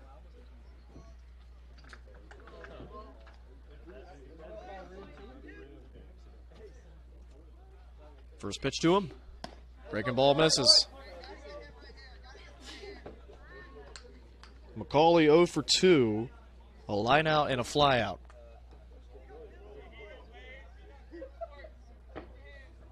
Pitch home.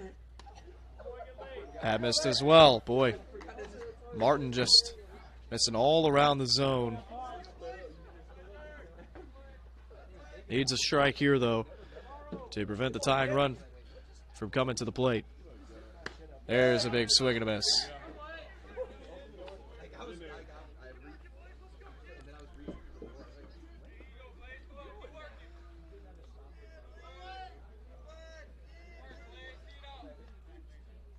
Still a good hitter's count. 2-1. McCauley takes strike 2.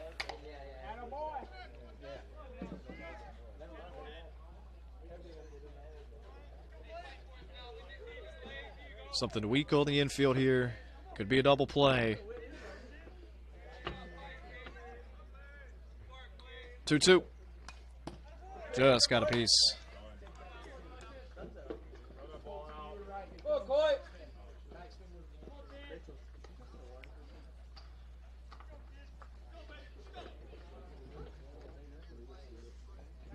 So the count even after starting off 2-0. Martin works it back to 2-2. Minimal lead for Singleton at first. Popped up, and it'll get out of play.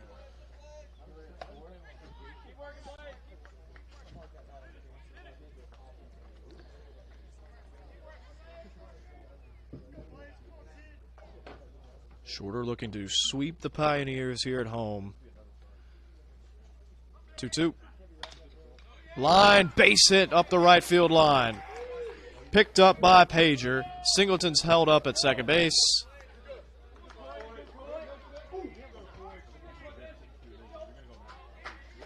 First and second, nobody out, and the tying run coming to the plate in the top of the order.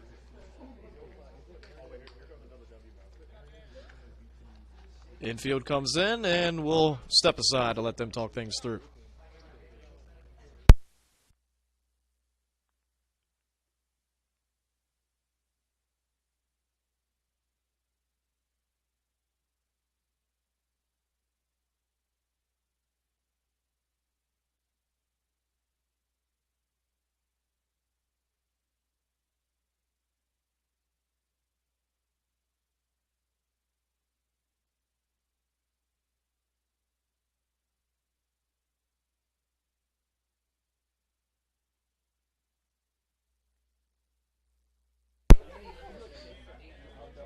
McCoy Martin needs to find it out somehow here. He's got lefty on lefty. A good matchup, top of the order, Zane Keener.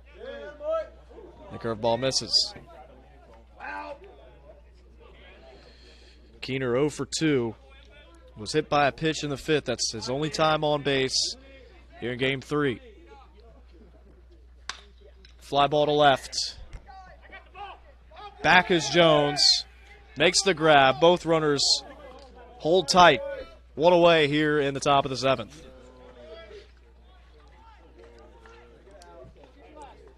Two outs to get, and it's Luis Reyes and Murphy Flood coming up. Oh, nope, we're going to get a pinch hitter here. Will Samuelson in for Luis Reyes.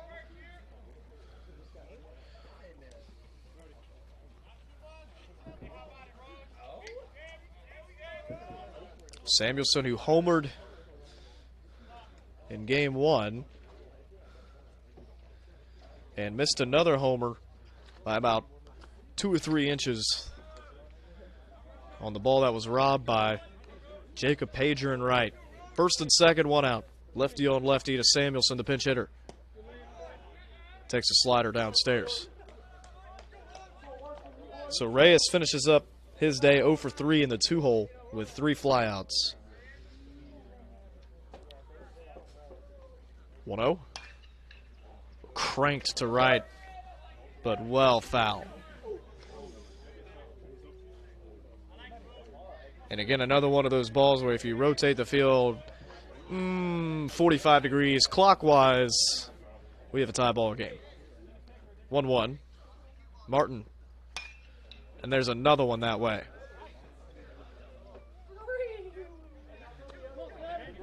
And the tree up the right field line spits it back out. Here we go, 1-2. Martin needs a pitch with Flood in the on-deck circle. A ground ball in the infield ends this game. 1-2. A great pitch, but an even better leave by Will Samuelson. 2-2.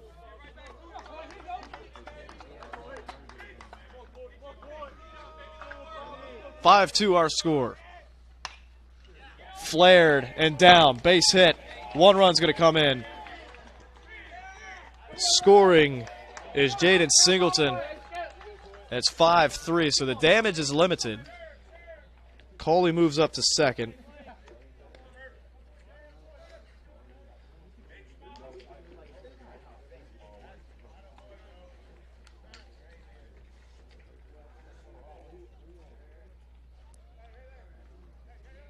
We're going to get a pinch hitter, or it's going to be a pinch runner at first base. We're actually at second base.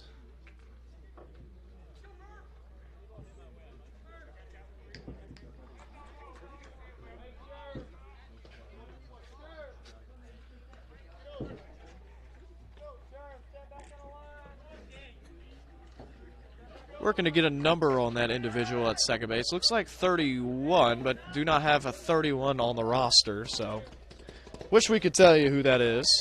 First and second, one away. And the hottest hitter in the lineup up. Ripped foul. Murphy Flood, 1 for 3 in this game after starting the series 8 for 8.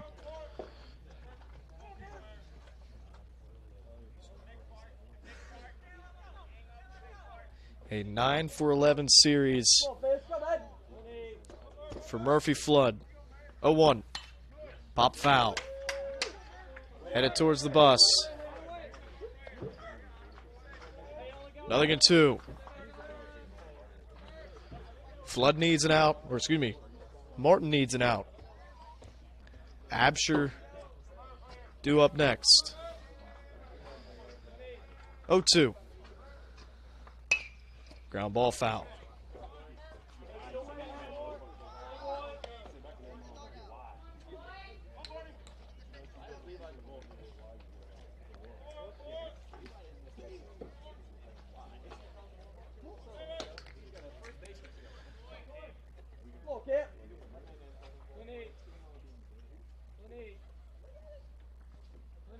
Oh, 2.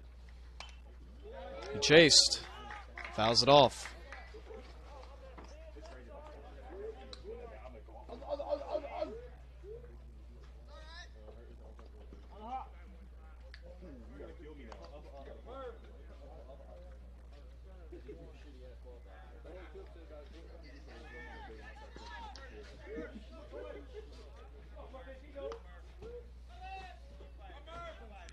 Biggest pitch of the day coming right here.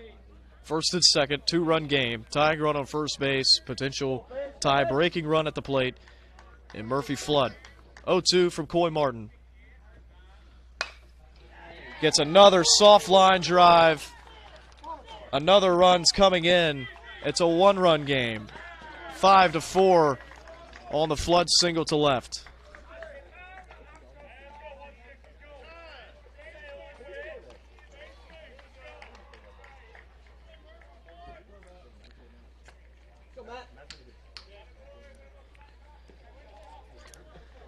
And so that'll be all for Coy Martin. We'll pause and let the lefty loosen in a 5-4 game here in the 7th.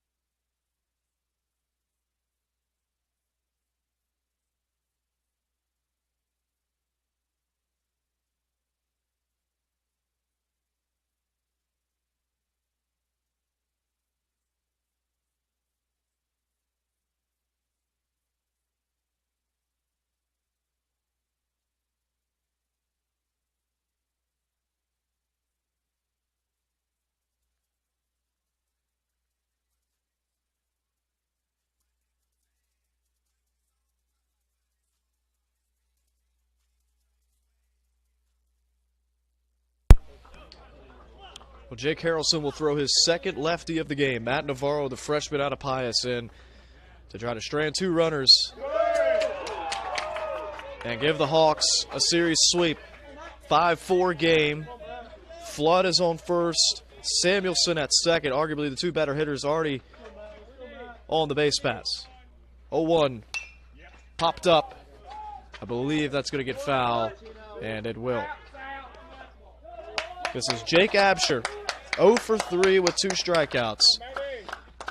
And Navarro, who's making his 13th appearance, trying to get these last 2 outs. Martin is responsible for the men on first and second. 0-2. Popped up. Should be serviceable. And making the grab is Clark. 2 away.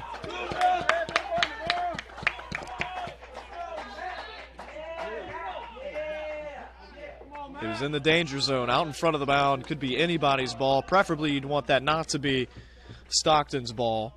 And you definitely don't want that to be Matt Navarro's ball. It's got to be a corner infielder. And Clark had the shortest run. So here we go, 2 away. On the hands. Over to Barnes, covering up Navarro. And Shorter walks out of here with 3 wins over Tusculum. They sweep the Pioneers. The win will go to Coy Martin. He comes up 2 outs shy of his second complete game of the year. But what a great job by Matt Navarro. 5-4 our final. 5 runs on 10 hits for Shorter. 4 runs on 6 hits for Tusculum. Tusculum falls back to 500, 23-23 overall. Shorter improves to 28-15 on the year. They've got 1 more regular season home weekend, and that's next weekend against West Alabama. Gavin Booker here. I'll be back next weekend for 2 games on Saturday against the Tigers. We're signing off from here at the Ledbetter Baseball Complex on the campus of Shorter University, where the Hawks sweep the Pioneers of Tusculum University 13-3, 10-4, and 5-4 here on the second to last weekend of the regular season. Good night, everybody.